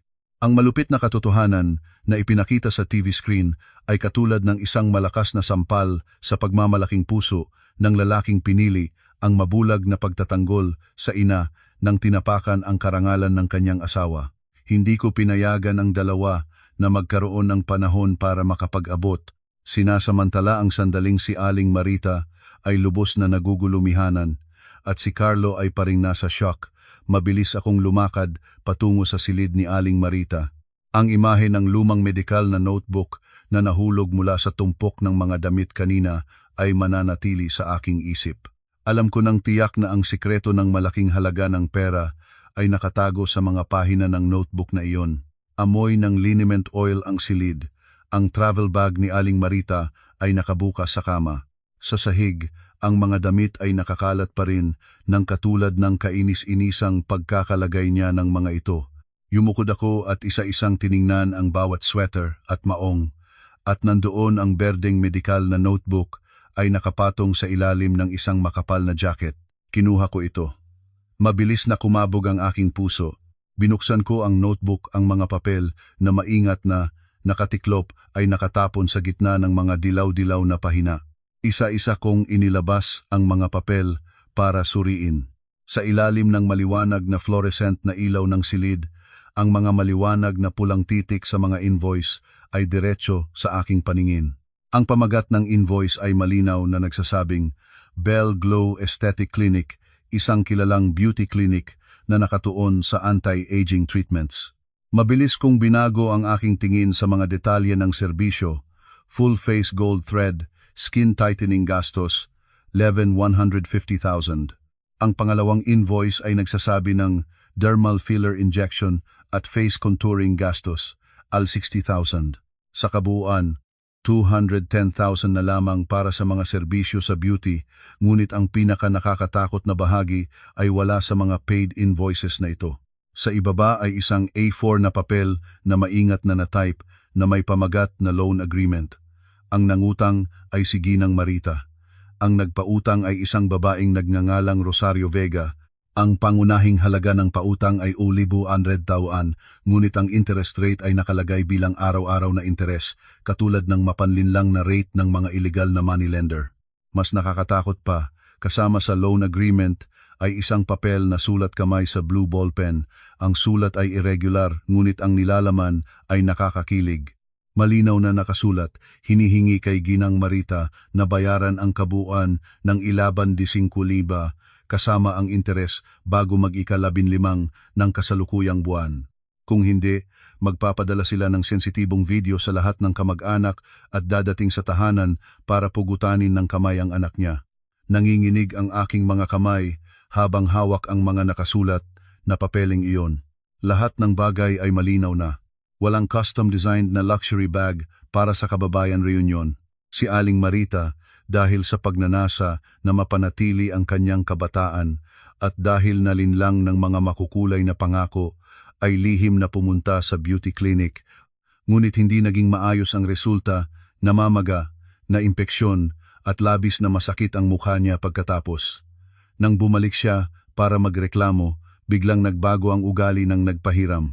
Inilabas ang loan agreement na pinirmahan ni Aling Marita na may nakatagong napakataas na interest rate. Sa loob ng wala pang 2 buwan, ang orihinal na Allen 200,000 na utang ay naging 450,000. Natatakot sa pagsabog ng sensitibong video, natatakot sa pagkawala ng mukha sa harap ng mga kamag-anak, at natatakot na masangkot ang kanyang anak, pinili ni Aling Marita na ilabas ang lahat ng kanyang retirement savings para bayaran ang utang at para itago ang kahihiyang ito mula sa kanyang anak. Walang habas na itinibay niya ang kasalanan sa manugang na walang kasalanan. Mahigpit ko ring hawak ang bunton ng mga papel, lumabas sa sala. Si Aling Marita ay naiiyak pa rin sa sahig. Si Carlo ay nakaupo ng gumugulong sa sofa, hawak ang kanyang ulo na binalutan ng 2 kamay. Marahas kong inihagis ang medikal na notebook at lahat ng mga invoice at loan agreement sa ibabaw ng glass table. Ang malakas na klang ay nagulat sa dalawa. Parehong tumingin. Tumingin ako kay Carlo. Ang aking boses ay matatag at walang pagpapakita ng awa. Hiniling ko sa kanya na basahin mismo ang mga papel sa mesa para malaman kung saan napunta ang retirement savings ng kanyang ina. Nanginginig na kinuha ni Carlo ang loan paper. Ang kanyang mga mata ay mabilis na dumaan sa bawat linya. Ang kanyang mukha ay mula sa putla ay naging mapula dahil sa galit. Binugbog niya ang papel sa mesa at lumingon sa ina na may tingin ng matinding kabiguan. Nagtanong si Carlo sa ina kung bakit nagpautang siya sa iligal na paraan, bakit nagpatingnan sa beauty clinic, at bakit hinahayaang lumago ang utang ng ganito. Labis ang takot ni Aling Marita, nagmakaawa siya sa anak, pinagsasamang magkamay. Sumigaw siyang nagpapaliwanag na gusto lang niya ng kaunting pagpapaganda para makasama sa reunion at maging katulad ng mga kaibigan. Narinig niya ang advertisement ng beauty clinic na di umano ay may magandang reputasyon at may installment na pagbabayad kaya sumabak siya. Hindi niya inalam na ang interes ay napakahalaga at nang hindi na siya makapagbayad, labis na ang pagkakautang niya. Tumayo akong nakakuba ang mga braso, malamig ang tinig habang inilalantad ang huling layer ng katotohanan. Sa huli, sinabi ko ng direkta kay Aling Marita na ang dahilan ay natatakot siyang malaman ng anak niya na nabigo ang kanyang operasyon sa beauty clinic at nabaon sa utang sa mga loan shark, kaya pinlano niyang mag-withdraw ng pera para bayaran ang utang. Gawa-gawa niya ang pagkawala ng card at sinadyang halughugin ang aking mga gamit para maniwala ang lahat na magnanakaw ako. Maingat siyang nagplano, ngunit nakalimutan niya na ang langit ay patas at walang matamis na nagtatago. Sa sarili niyang kamay, sinira niya ang pamilyang ito dahil sa kanyang pagpapalaki ng sarili at labis na pagiging makasarili. Sa tamang sandali na tinatanong pa rin ni Carlo ang ina sa galit, biglang malakas na kumampog ang doorbell ng kondo. Lumabas ako para buksan ang pintuan. Si SPO1 Reyes at 2 uniform na pulis mula sa aming lokal na barangay ay nakatayo sa labas ng pormal at handa. Bago humingi si Carlo at ang kanyang ina na lumabas sa sala para harapin ang mga pulis, nauna na akong maingat na tumawag sa pulis para ibalita na nakahanap ako ng bagong napakahalagang ebidensya at inimbitahan silang pumunta para ayusin ang usapin. Ang presensya ng mga autoridad ay ganap na nagwasak kay Aling Marita.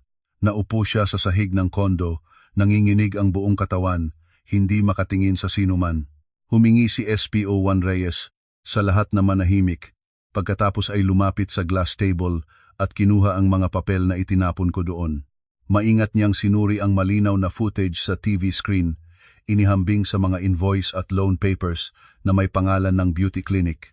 Lumingon si SPO1 Reyes kay Aling Marita, ang kanyang tinig ay mahigpit. Hinihingi niya kay Aling Marita na buong katotohanang ibigay ang kanyang pahayag dahil mayroon ng sapat na ebidensya ang pulis na nagpapatunay ng kanyang pekeng pag-uulat ng pagnanakaw at ng pagpupuri ng ibang tao. Sa harap ng hindi maaring itanggi na mga katunayan at ng makapangyarihang presensya ng batas, ang matitigas na loob ni Aling Marita ay ganap na sumabog. Umiyak si Aling Marita, ang mga luha ay dumadaan sa kanyang napalya at namamagang mukha dahil sa operasyon na hindi nagtagumpay. Nagsimula siyang ikinukwento ang buong paraan ng kung paano siya na-deceit. 2 buwan na ang nakaraan, dumalo siya sa isang health and wellness seminar para sa mga matatanda sa komunidad center. Doon, nakilala niya ang isang babaeng nagpakilalang si Rosario Vega, may-ari ng Bell Glow Aesthetic Clinic. Si Rosario ay napakagandang magsalita, patuloy na pinupuri ang mukha ni Aling Marita at inakit itong pumunta sa kanyang klinika para subukan ang libreng facial care service. Naniniwala sa mga matamis na salita, pumunta si Aling Marita sa nabanggit na address. Doon, patuloy na ginamit ng mga empleyado ng Bell Glow ang psychological manipulation, pinuna ang mga kulubot dahil sa edad at nangangako na maibabalik kay Aling Marita ang kanyang dating kagandahan ng katulad noong 30 taon. Ang gulang siya sa pamamagitan ng isang eksklusibong gold thread face lifting procedure. Nang nag-alinlangan si Aling Marita dahil wala siyang sapat na dala na pera, agad na nagpakita ng pagkabukas si Rosario, inimbitahan itong kumuha ng serbisyo muna, pumirma ng promissory note at magbabayad ng installment ng walang interes sa unang buwan. Sobrang pagnanasa sa kagandahan at kabataang kinatawan, walang isipin si Aling Marita nang pumirma ng mga pre-type na papel nang hindi binabasa ng maingat ang mga nakatagong kondisyon. Ngunit ang tunay na trahedya ay nagsimula lamang pagkatapos. Ang operasyon ng facelifting ay seryosong nabigo, namamaga, na impeksyon at labis na masakit ang mukha ni Aling Marita. Nang bumalik siya para magreklamo, agad na nagbago ang saloobin ni Rosario. Inilabas nito ang promissory note na pinirmahan ni Aling Marita na may nakalagay na labis na mataas na interest rate para sa paglabag ng kontrata. Sa loob ng wala pang 2 buwan, ang orihinal na ulag 1,000,000 na pautang ay naging IM 4,000, 5,000. Nang marinig ni Carlo ang puntong ito ng kwento, naging matigas ang kanyang mga kamao at ang mga ugat ay lumilitaw sa kanyang noo. Sumigaw siya sa ina, bakit hindi niya ito sinabi ng mas maaga para maayos at bakit kailangan pa nito pang itago ang bagay na nagdala ng katakot-takot na resulta. Sumisig ang pag-iyak ni Aling Marita, ang kanyang boses ay putol-putol sa takot. Inilabas niya ang pinaka-nakakatakot na bahagi ng bitag. Si Rosario ay hindi lamang nagpautang ng malaking interes, naggamit pa siya ng isang napakasamang gawi. Habang anestesisya si Aling Marita para sa proseso ng operasyon, ang pangkat ni Rosario ay lihim na nagkuha ng isang sensitibong video. Ginamit nila ang video na iyon para sa extortion.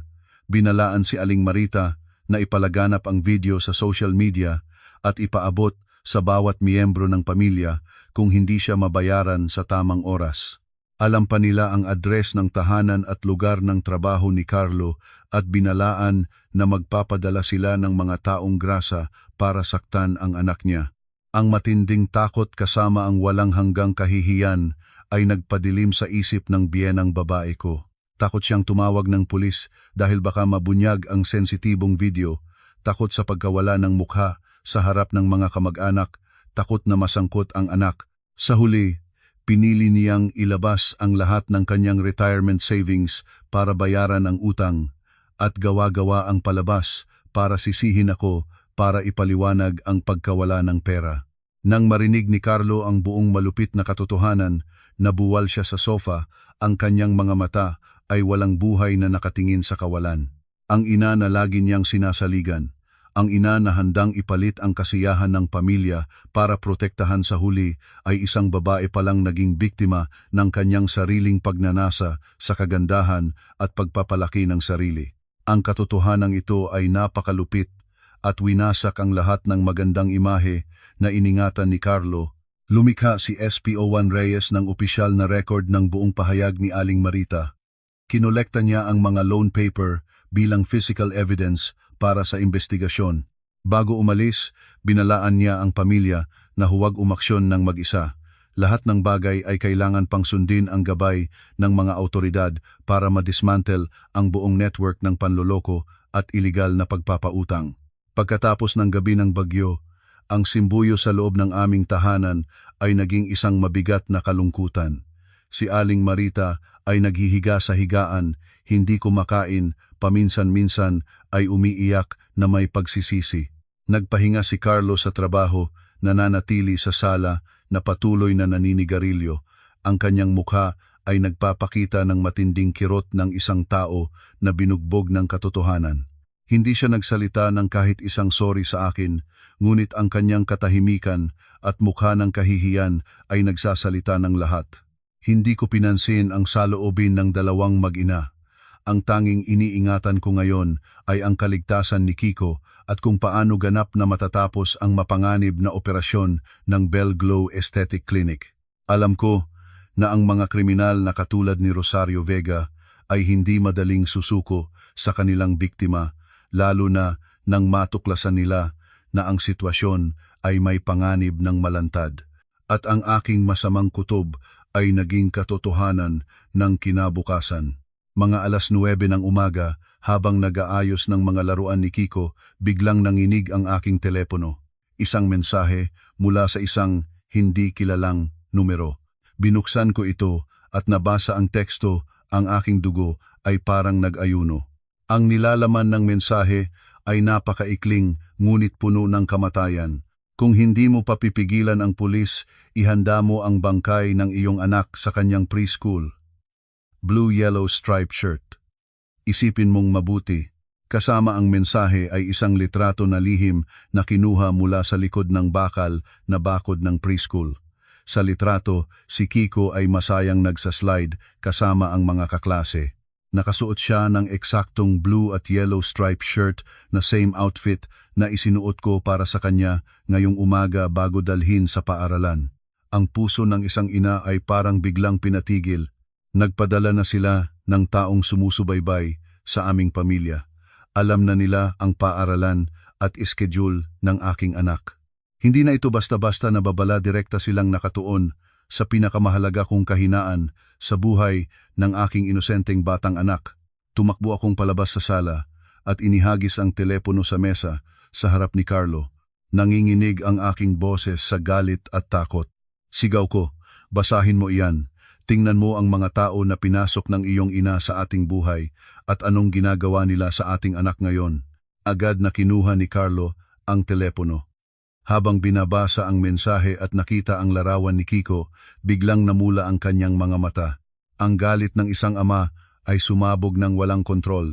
Itinapon niya ang sigarilyo, giniba ang stool, at tumakbo sa kusina para kumuha ng malaking kutsilyo. Nagungal siya nang malakas na sisirain niya ang mga masasamang loob na nagmamalasakit sa kanyang anak. Nagtakbo ako patungo sa kanya mula sa likod, Niyakap siya ng mahigpit at ginamit ang lahat ng aking lakas para pigilan siya. Sumigaw akong umiiyak, inuudyukan si Carlo na mapanatag. Mga profesional na kriminal ang mga iyon, may malaking grupo. Kung dala-dala ang kutsilyo para hanapin sila, katulad ng nagbibigay ng sariling buhay sa kanila. Kung may mangyari sa kanya, kung galit sila at tunay na saktan si Kiko, paano na kami ng anak namin? Ang pinakamatapang na bagay ngayon ay hindi ang tumalon sa kamatayan, kundi ang gumamit ng malamig na ulo para protektahan ang pamilya. Nagukol si Carlo ng sandali, at pagkatapos ay binitawan ang kutsilyo. Tumunog ang klang nito sa sahig ng tiles. Niyakap niya ang kanyang mukha at umiyak ng bulag katulad ng isang bata. Ang huli na pagsisisi ay nagpahirap sa lalaki ng lubos. Pinunasan ko ang aking mga luha at agad na tinawagan si SPO1 Reyes sa telepono. 20 minuto ang lumipas at dumating ang mga pulis sa aming bahay gamit ang sariling sasakyan para hindi mapansin. Pagkatapos suriin ang mensahe ng banta, nagdesisyon si SPO1 Reyes na ang sitwasyon ay naging seryoso, ang mga suspek ay nagpapakita ng labis na lakas. Agad na naglunsad ang pulis ng Emergency Protection Plan. 2 plainclothes na investigador ang nakaasing guard sa labas ng preschool ni Kiko, sinusubaybayan ang lahat ng aktibidad at tinitiyak ang kumpletong kaligtasan ng bata. Sa parehong oras, nagtala si SPO1 Reyes ng isang mapanganib ngunit matalino na plano. Nag-send ng mensahe ng banta sila sa akin dahil iniisip nila na ako ang pinakamahinang link sa pamilya, ang madaling mabali. Kaya gagamitin nila ako bilang decoy para ilabas sila sa kanilang pugad para makuha ang direktang ebidensya ng extortion at hulihin ang buong grupo sa isang operasyon. Ayon sa plano na itinakda kasama ang pulis, ginamit ko ang sarili kong numero para tumugon sa unknown number. Ang nilalaman ng mensahe ko ay nagpapakita ng isang ina na labis ang takot at handang gumawa ng lahat para iprotektahan ang anak. Humingi ako ng personal na pagtatagpo sa pinuno para makipag-usap. Nangangako na itatanggal ang reklamo at itatago ang lahat kung palayain si Kiko. 5 minuto lang ang lumipas at dumating ang sagot. Tinatawagan ako sa isang coffee shop sa isang maingay ngunit malayo-layong lugar sa lungsod. Kailangan kong puntahan ito nang mag-isa, walang kasama, walang pulis. Kung may mapansin na sumusunod, ang deal ay kanselahin at tanggapin ko ang kahihinatnan. Nagbihis ako ng simpleng damit sa loob ng aking outdoor jacket. Maingat na naglagay si SPO1 Reyes ng pinakabagong henerasyong nanoscale na recording at GPS tracking device na garantisadong nakakakuha ng malinaw na tunog sa loob ng 5 metro. Bago ako umalis, mahigpit na hinawakan ni Carlo ang aking kamay, ang kanyang mga mata ay puno ng pagkalinga at pagsisisi. Binalaan niya akong mag-ingat at umalis agad kung may mangyaring delikadong bagay. Inalis ko ang aking kamay sa kanya at malamig na lumabas ng pintuan. Ang pagmamalasakit niya sa akin ngayon ay walang gaanong kahulugan na. Nang eksakto 2:00 ng hapon, itinutulak ko ang pintuan at pumasok sa coffee shop. Medyo madilim ang loob, kakaunti ang customer, at may tumutugtog na mahinang musika sa background. Sa pinakanakatagong sulok ng coffee shop, isang babaeng mga 50 taong gulang na may makapal na make-up, nakasuot ng mapulang fitted dress, ay tahimik na uminom ng juice. Sa kanyang likod, 2 lalaking puno ng tattoo at may pangit na ekspresyon ay nakatayo na may nakaharang na mga braso bilang bantay. Huminga ako ng malalim, muling nakuha ang aking katahimikan at lumapit para maupo sa harapan ng babae. Tiyak na ito, si Rosario Vega. Tinanaw-tanaw ako ni Rosario mula ulo hanggang sa paa na may tingin na katulad ng talim ng kalis. Ngumisi siya ng mapang-asar at nagsalita ng may mapalad at maasim na tinig. Hindi ko maaaring hindi purihin ang iyong lakas ng loob pumuntang mag-isa dito. Pagkatapos ay tinanong niya kung naisip ko nang mabuti ang buhay ng anak ko sa preschool. Sinadya ko na magpakita ng pangamba. Mahigpit kong pinagsamang mga kamay at inilatag sa mesa. Hinabaan ko ang aking boses at nagmakaawa sa kanya na patawarin ang aking pamilya. Ang utang ni Aling Marita ay pagkakamali niya. handang tumulong para mag-arrange para bawiin ng biyenang babae ko ang reklamo sa pulis, huwag lang sana siyang galawin ng mga bata.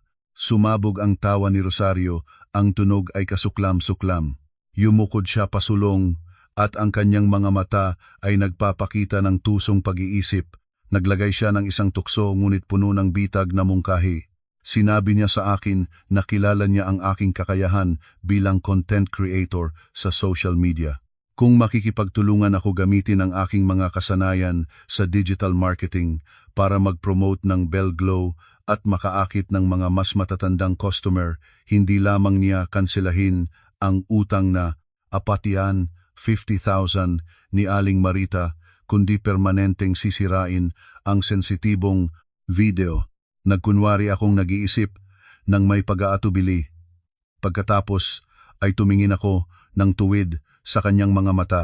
Gamit ang aking katutubong kutob bilang isang content creator, maingat kong pinalakas ang psychological na presyon. Sinabi ko kay Rosario na ang mga salita ay maaaring makalimutan, hindi ako ganap na nagtitiwala sa kanya. Paano kung bawiin ko ang reklamo at magtrabaho para sa kanya, at tapos ay lihim na pinanatili niya ang kopya ng video para kontrolin ako? Hinihingi ko sa kanya na ipakita sa akin kung saan nakalagay ang orihinal na video at lahat ng loan documents. Kailangan ko ng katunayan na talagang gusto niyang sirain ang mga ito bago ako makipagtulungan. Tila masyadong kumpiyansa si Rosario sa kanyang kapangyarihan at labis na minamaliit ang aking katalinuhan. Ginumiyo niya ang juice, nagmamalakin, at nagsimulang magyabang. Sinabi niyang ang lahat ng USB na naglalaman ng sensitibong video ng mga customer, kasama ang mga loan records at extortion contracts, lahat ng ito ay nakalagay sa isang wall-mounted safe na may fingerprint lock sa loob ng kanyang personal na opisina sa ikatlong palapag ng Bell Glow Aesthetic Clinic. Lahat ay kumpidensyal at ligtas kahit ang mga pulis na pupunta para sa regular na administrative inspection ay hindi ito makikita. Sa tamang sandaling iyon, dahan-dahan kong iniangat ang aking kamay at bahagyang hinawakan ang aking necklace sa aking dibdib. Isang napakaliit na beep ang lumabas ang signal ay napadala na ang pinakakritikal na impormasyon tungkol sa lokasyon ng iniimbak na ebidensya ng krimen ay malinaw at ganap na naitala ng device, bawat salita ay malinaw na nakuha. Ngumiti ako ng malamig, tumayo at sinabi ng may icy na tinig ang isang paalam. Sinabi ko kay Rosario na ingatan niya ng mabuti ang safe na iyon dahil malapit na maubos ang oras para sa kanya. Bago pa man mauna si Rosario na maunawaan ang kahulugan ng aking mga salita, lumikha na akong palayo at lumabas ng coffee shop. Matagumpay ang aking misyon bilang decoy. Umalis ako ng coffee shop at naglakad ng ilang sandali patungo sa dulo ng pangunahing kalsada, kung saan ang isang sasakyan ng pulis ay nakapark ng tahimik sa ilalim ng isang puno. Binuksan ni SPO1 Reyes ang pintuan para makapasok ako sa loob. Inalis ko ang recording device at ibinigay sa kanya. Malinaw na pagmamahal at pagpupuri ang lumabas sa mukha ni SPO1 Reyes sa lakas ng loob at talino ng aking ginawa. Ang naitala na tinanggap ang pag-amin ng extortion activities at ang lokasyon ng nakatagong ebidensya sa loob ng ikatlong palapag na wall-mounted safe. Ito ang huling piraso ng puzzle na kinailangan para humiling ng emergency search warrant. Nang hapon na iyon, ang lahat ng legal na proseso ay naisagawa ng napakabilis. Batay sa pahayag ni Aling Marita at ng malinaw na audio recording mula sa tagpuan, ang Criminal Investigation Division ay nag-apruba ng emergency search warrant para sa Bell Glow Aesthetic Clinic at nag-issue ng warrant of arrest para kay Rosario Vega at sa kanyang mga kasabwat para sa mga kasong fraud, illegal lending at extortion. Nang gabing iyon, ang langit ng Maynila ay walang buwan at walang bituin, tahimik ang hangin sa kalsada kung saan matatagpuan ang Bell Glow Aesthetic Clinic. Naupo ako sa sala ng aming bahay, yakapin si Kiko na natutulog sa aking mga braso, nag-aalalagang naghihintay ng balita mula sa mga autoridad. Nang eksakto 11:00 ng gabi, Nang mapatay na ang maliwanag na ilaw ng klinik at nagsisimula ng ibaba ang rolling door, biglang sinalakay ang buong lugar ng 12-dosenang plainclothes at uniformed na pulis. Biglang napalibutan ng mga pulis ang lahat ng exit at mabilis at decisive na nagkordon ang lugar. Nahuli si Rosario habang nagbibilang ng pera sa reception counter. Agad na ang dalawang tattooed na lalaking kasama niya kanina ay nagtatangkang lumaban, ngunit mabilis na nadaig, nakakonsigulong hawak ang kanilang mga kamay at inilabas sa police van. Tuwid na pumunta ang puwersa sa ikatlong palapag at sinalakay ang camouflaged na plaster wall. Katulad ng ipinagmalaki ni Rosario, nahanap nila ang malaking safe. Nang masira ng mga forensic experts ang fingerprint lock at binukas ang mabigat na pinto ng safe, lahat ng makukulay na sikreto ng operasyong ito ay nailantad sa ilalim ng liwanag. Sa loob ng safe ay napakaraming account books na puno ng mga record ng utang, daan-daang loan papers na may pirma ng iba't ibang matatandang biktima. Pinakamahalagang natuklasan ay isang kahon na naglalaman ng 12-dosenang USB drives. Pagkatapos ng mabilis na on-site inspection, kinumpirma ng pulis na ang mga USB na ito ay naglalaman ng daan-daang sensitibong video ng mga customer na lihim na kinuha habang anesthesia para sa mga procedure ginamit bilang kasangkapan ng malupit na extortion. Ang operasyon ay nagtagumpay ng walang bahid. Lahat ng ebidensya ay naisil at nakolekta.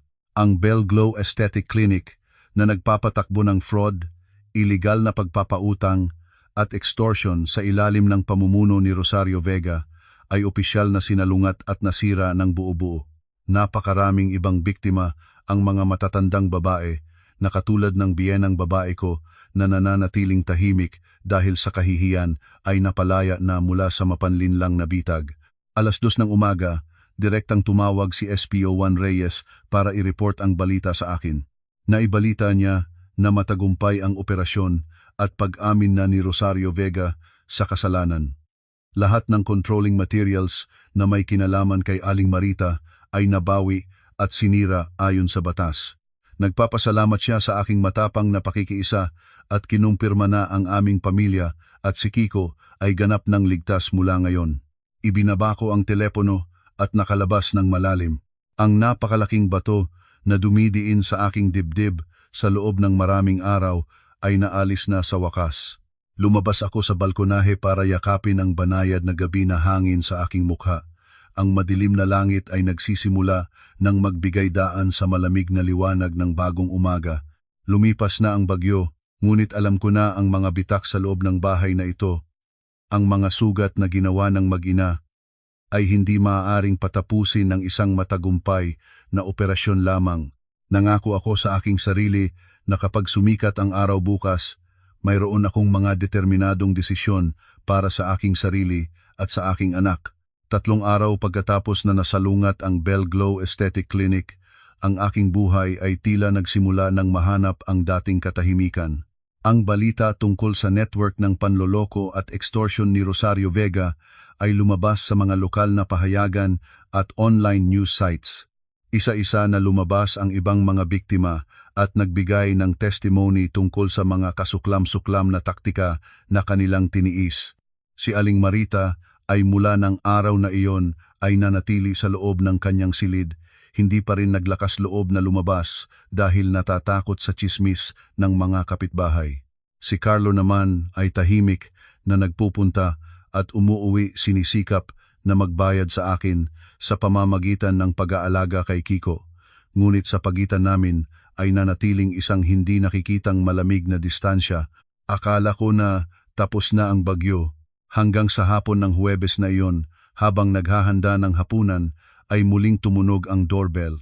Sa pintuan ay nakatayo si SPO Juan Reyes kasama ang isang nakasuot ng uniform na investigative officer mula sa ibang unit. Pagkatapos ng maikling pagbati, inimbitahan nila ang aming mag-asawa na umupo sa sala para talakayin ang ilang bagong impormasyon na lumabas mula sa kaso. Binuksan ni SPO Juan Reyes ang kanyang case folder at inilabas ang isang kopya ng bank transaction form. Itinutulak ito patungo kay Carlo. Ang kanyang boses ay bumababa ng may maingat na tono. Ipinabatid niya na sa kurso ng pag-inspeksyon sa safe at account books ng Bell Glow, natuklasan ng investigative team ang isang record ng money transfers mula sa mga biktima kasama ang isang transaksyon na kapansin-pansin. Nakarehistro ang isang transfer ng 11,200,000 papunta sa personal account ng isa sa mga kasabwat ni Rosario. Tiningnan ko ang papel sa mesa. Ito ay isang bank transfer order na may malaking halaga, ngunit ang bagay na nagpagulat sa akin at kay Carlo ay ang lagda ng nagpadala. Ang malinaw at magandang sulat ng pangalang Carlo Manuel de la Cruz ay lantarang nakikita. Katulad ng lagda ni Carlo sa mga business contracts at property documents na nakita ko, tumingin ng tuwid ang investigative officer kay Carlo at malinaw niyang hinilingan ang paliwanag. Kinumpirma ng bangko na ang transaksyong ito ay isinagawa ng personal sa counter 1 buwan na ang nakakaraan eksakto nang nagsisimula nang bumagsak si Aling Marita sa spiral ng utang. Kung tunay ang lagda na ito, mapaparoon si Carlo sa mga suspek ng kasabwatan o kahit man lang isang direkta niyang partisipasyon sa pagpopondo ng criminal network. Tumingin si Carlo sa papel, nanginginig ang kanyang mga labi, ngunit hindi sa takot kundi sa matinding pagkabigla. Kinuha niya ang papel para suriin ang bawat bakas ng sulat. Sinabi niya sa mga pulis na hindi siya nakakaalam ng kahit anong bagay tungkol sa halagang ito at hindi siya kailanman naglipat ng pera sa kahit sinong beauty clinic o individual na nagngangalang Rosario. Kinumpirma rin ni Carlo na sa araw na nakasulat sa transaction form, nasa Cebu siya para sa opisyal na business trip kasama ang board of directors ng kumpanya, may malinaw na itinerary at hotel receipt na nagpapatunay. Naupo ako sa tabi at naramdaman ang isang malamig na agos sa aking gulugod. Kung hindi si Carlo ang pumirma at sigurado ako sa sitwasyong ito na hindi siya nagsisinungaling sino ang gumawa nito. Ang isang taong kayang kumopya ng lagda ni Carlo ng perpekto, may kaalaman sa detalye ng account at may motibo para isagawa ang transaksyon, tanging ang pinakamalapit na tao sa loob ng bahay lamang ang kaya. Lumingon ako sa saradong pintuan ng silid ni Aling Marita. Isang madilim na kutob ang bumalot sa aking isip. Ang kasinungalingan at pagkamakasarili ng biyenang babae ko, hindi ba kaya ay hindi pa rin natapos doon?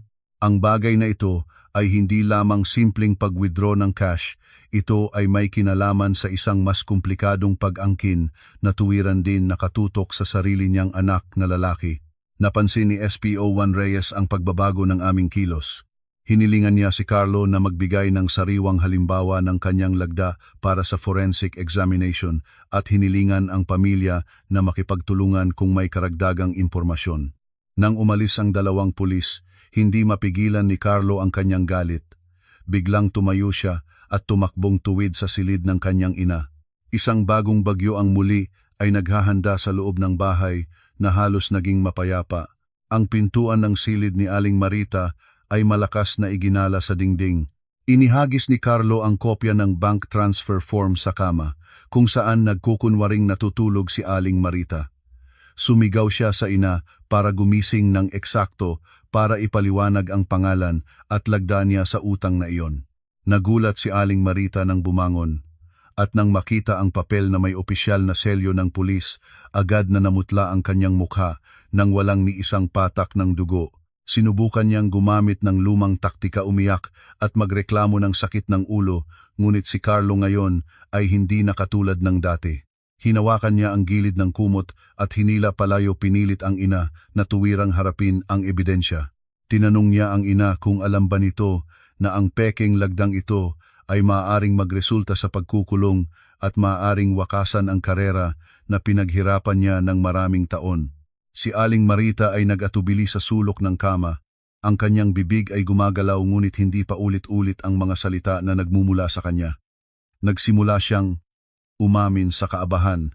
Inihayag niya na 1 buwan bago ang krisis nang binalaan na siya ni Rosario na maglalabas ng sensitibong video, halos naging baliw siya.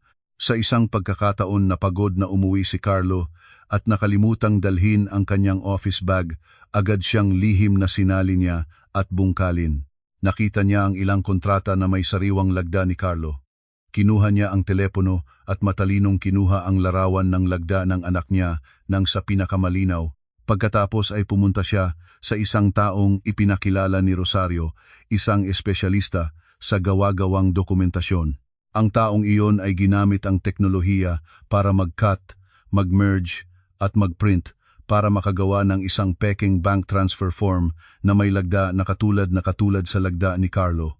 Ang layunin ay para gamitin sa bangko para mag-withdraw ng pera mula sa joint savings account na nakapangalan kay Carlo o gamitin ito para makabayad ng utang sa loan group.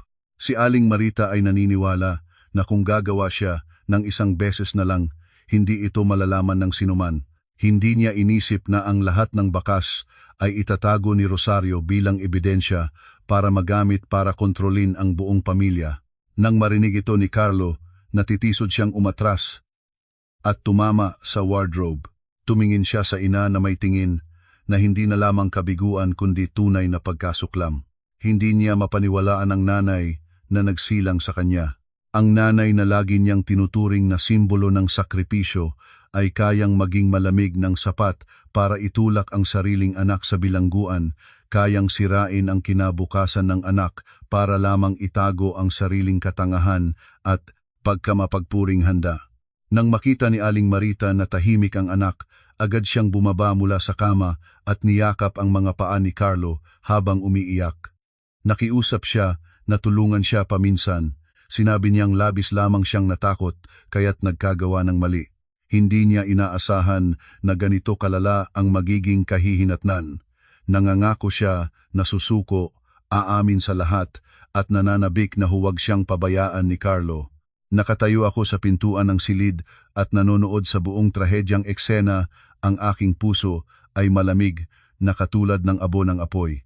Ang pagiging makasarili ng tao ay minsan lumalagpas pa sa lahat ng imahinasyon. Si Aling Marita ay hindi nagmamahal sa anak niya katulad ng palagi niyang sinasabi. Mahal niya ang kanyang sarili at ang kanyang pira-pirasong dangal lamang. Inalis ni Carlo ang kanyang kamay mula sa ina. Lumabas ng silid katulad ng isang taong kayang-kaya ng lakas ng kaluluwa. Wala siyang sinabi sa akin, tahimik na kinuha ang susi ng sasakyan at umalis sa bahay sa gitnang ng gabi.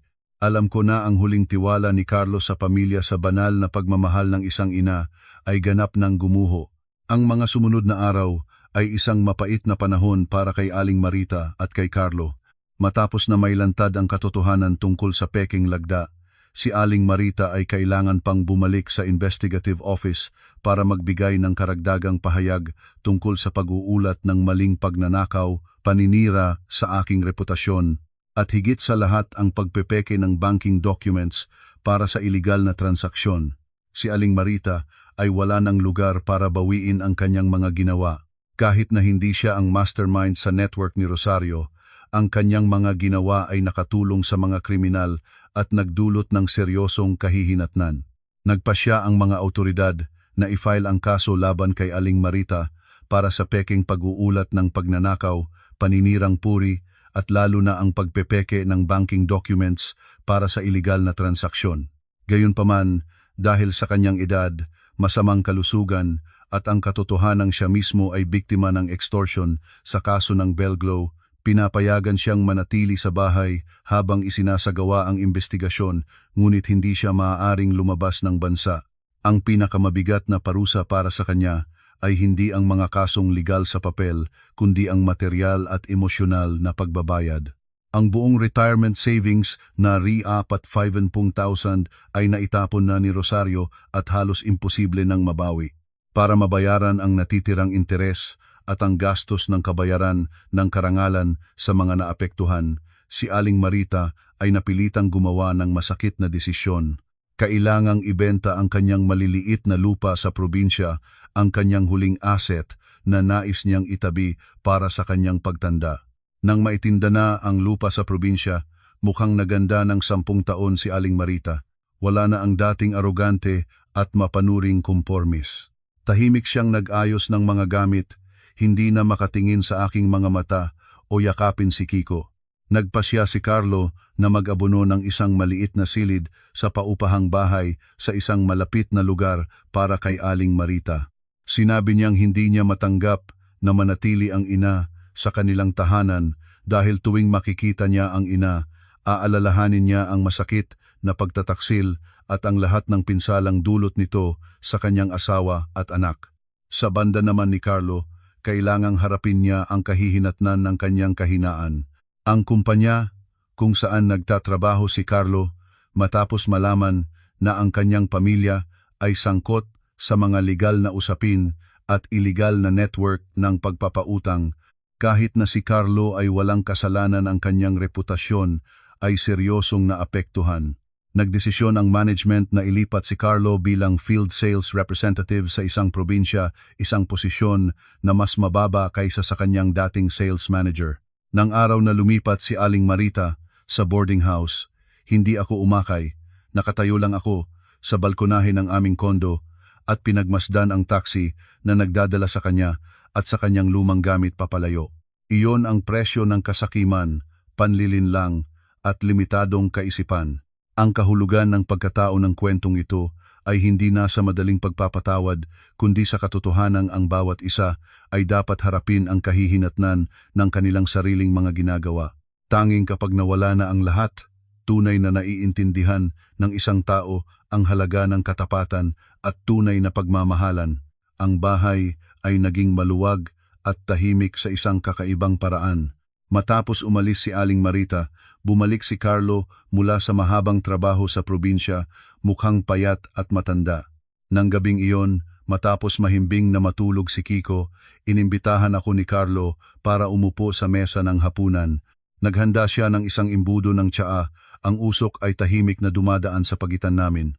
Tumingin sa akin si Carlo, ang kanyang mga mata ay taglay ang isang malalim na pagsisisi na para sa unang pagkakataon ay malinaw ko talagang nakita mula nang ikasal kami. Hindi siya naghanap ng dahilan, hindi siya nagsisi sa kalagayan o sa kanyang ina pa. Nagsimula siya sa isang taos-pusong paghingi ng tawad. Inamin ni Carlo na ang kanyang pagiging mapanglait, kahinaan at labis na pagpapahalaga sa sarili ay naghadlang sa kanya para makita ang katotohanan. Pinayagan niya akong magdusa ng kahihiyan at kalungkutan sa sandaling kailangan ko siya ng higit sa lahat. Nang inabusong itinaas ng ina niya ang paa sa aking karangalan at pati pa pinigilan akong aminin ang isang kasalanang hindi ko ginawa para lang mapanatili ang anyo ng kapayapaan at kanyang sariling arogansya. Sinabi ni Carlo na sa mga araw na mag-isa siya sa mamumurang boarding house sa probinsya, na pag-isip-isip niya ang maraming bagay. Natuklasan niya na hindi siya karapat-dapat sa pagmamahal at sakripisyo ko. Pinayagan niya ang ina na tapakan ang karangalan ng kanyang asawa at pati na ang ina niya ay pinilit din siyang aminin ang kasalanang katulad ng babasag upang mapanatili ang mukha ng pamilya. Iniabot ni Carlo sa akin ang isang makapal na folder. Ito ay ang mga papeles ng pagpapalipat ng titulo ng condo unit na aming tinitirhan. Naisagawa na niya ang lahat ng proseso para i-transfer ang buong pagmamayari ng bahay sa ilalim ng aking pangalan. Kasama rin nito ay isang divorce petition na pirmado na niya sa seksiyon ng asawa. Sinabi ni Carlo nang nanginginig ang boses na kusang loob siyang aalis, nang walang dala iiwanan niya ang lahat ng pinagsamang ipon para sa akin at kay Kiko bilang isang maliit na pagbabayad para sa mga sugat na hindi maaaring palitain. Hindi siya nakikiusap ng agarang pagpapatawad dahil alam niya na napakaraming nangyari sa akin na mahirap tiisin. Tumatanggap siya ng pagtanggi mula sa aking buhay para makapagsimula akong muli ng pinakatahimik, nang hindi na kailangang harapin ang anino ng biyenang babae o ng masamang asawa. Tiningnan ko ang divorce petition sa aking harapan, ang aking puso ay mabigat, ngunit nakita ko ang ibang si Carlo, isang lalaking tunay na lumago mula sa pagguguho. Ang muling pagiging malay na ito ay huli man ay nagpapakita na mayroon pa rin siyang kaunting konsyensya at responsibilidad bilang isang ama. Hindi ko pinirmahan ang petition ng gabing iyon. Sinabi ko kay Carlo na kailangan ko ng panahon para mag-iisip. Mananahan muna nang magkahiwalay siya, ay patuloy na magtatrabaho sa probinsya at nais kong makita niya kung paano mabuhay nang may kalayaan at mag-isip ng higit pang maingat. Hindi ko kinuha ang bahay para gumanti, kinuha ko ito para masiguro ang kinabukasan ng aming anak. Nang gabing iyon, inayos ni Carlo ang kanyang mga gamit at tahimik na umalis. Bago siya lumabas, nanatili siyang matagal sa tabi ng kama ni Kiko at naglagay ng magaang na halik sa noo ng anak. Nang masara ang pintuan, hindi ako umiyak. Naramdaman ko ang isang uri ng kalayaan na dumadaloy sa aking kaluluwa. Ang kasalang ito ay baka dumating na sa dulo, ngunit ang pagiging malay ni Carlo ay kinakailangan para matulungan siyang muling magsimula kahit saan man siya mapunta. 1 taon ang lumipas nang mabilis mula ng araw na dumating ang bagyo. Ang aking buhay ngayon ay ganap na nasa bagong daan, mas maliwanag at mas kumpiyansa kaysa dati. Salamat sa tibay ng loob na dinulot ng pagdaan sa mahirap na karanasan, hindi na ako ang dating ina na natanggap ng lahat ng walang salita, araw-araw na naghihintay sa sulok ng kusina at natatakot sa pagpuna ng biyanang babae. Ang aking freelance content creation work ay lubos na lumago. Ang aking mga artikulo at video tungkol sa life skills at pagtagumpayan ng mga hamon ay nakatanggap ng malaking simpatiya mula sa komunidad. Inimbitahan ako ng isang malaking media company na maging senior editor ng may matatag na sahod at profesional na kapaligiran. Nakakabili na ako ng sarili kong gusto, nagdadala ng anak sa bakasyon at itinitiyak ang pinakamabuting kapaligiran sa edukasyon para sa anak nang hindi umaasa sa kahit sino. Sa banda naman ni Carlo, tapat pa rin siya sa kanyang mga pangako.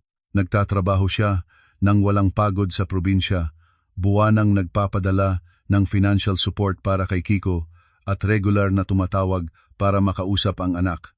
Hindi na siya nagpipilit sa akin na bumalik at hindi rin siya nakikialam sa aking personal na buhay. Si Carlo ay naging responsableng ama, tahimik na nagmamalasakit at gumagalang sa bawat desisyon ko. Tuwing katapusan ng linggo, nagbiyahe siya para ihatid ang anak sa mga lugar at pagkatapos ay tahimik na umalis nang walang kaguluhan. Ang kanyang pagbabago ay nagbibigay sa akin ng kaginhawahan at kami ay nakapagsasalita na katulad ng 2 lumang kaibigan na magkasamang nagmamalasakit sa kinabukasan ng bata. Si Aling Marita, pagkatapos ng panahon ng pamumuhay sa boarding house sa labas ng lungsod, ang kanyang kalusugan at espiritu ay kapwa bumaba. Tunay siyang natutunan ang aral tungkol sa panlilinlang at kahuwagan. Paminsan-minsan tumatawag siya sa akin, ang kanyang tinig ay nanginginig at puno ng pagsisisi, nag-aasam lamang na makita ang apo sa pamamagitan ng screen ng telepono. Wala na akong galit laban sa kanya. Sa mga espesyal na okasyon katulad ng Pasko at Bagong Taon, sinasabi ko pa rin kay Carlo na dalhin ang anak para bisitahin siya, nagpapadala ng maliit na regalo para sa kanyang pang-araw-araw na pangangailangan. Ang pinakamalaking parusa para sa kanya ay ang kalungkutan at ang gabi-gabing pagsisisi na sumasakal sa kanya. At sa tingin ko, sapat na iyon. Isang hapon sa katapusan ng linggo, nakatayo ako sa bintana ng kondo, tinitingnan ang magulong tao sa ibaba ng kalye sa Quezon City. Ang gintong liwanag ng papalubog na araw ay tahimik na dumadaan sa mga dahon ng mga puno. Si Kiko ay maayos na nakaupo sa tabi ko. Ang kanyang bibig ay masayang nagkukwento tungkol sa mga bagong kaibigan sa paaralan. Ngumiti ako, isang ngiting payapa at puno ng pagmamalaki. Ang babaeng si Ana noon, ang babaeng dinala sa aksidente, tinalikuran at halos bumagsak, wala na siya. Ngayon, ang nakatayo sa harap ng salamin ay isang malakas na babae na sarili siyang nagpapatakbo ng buhay, hindi nagpapahintulot na duruugin ng kahit sino ang kanyang karangalan at kaligayahan. Ang kwento tungkol sa malaking halagang pera ay matagal nang napalayo sa nakaraan, naging isang mahahalagang aral tungkol sa tiwala at kabaitan. Huminga ako ng malalim, tinatanggap ang amoy ng kalayaan at kapayapaan. Marami pang hamon ang magaganap sa hinaharap, ngunit alam ko na sapat ang aking lakas para patuloy na lumakad.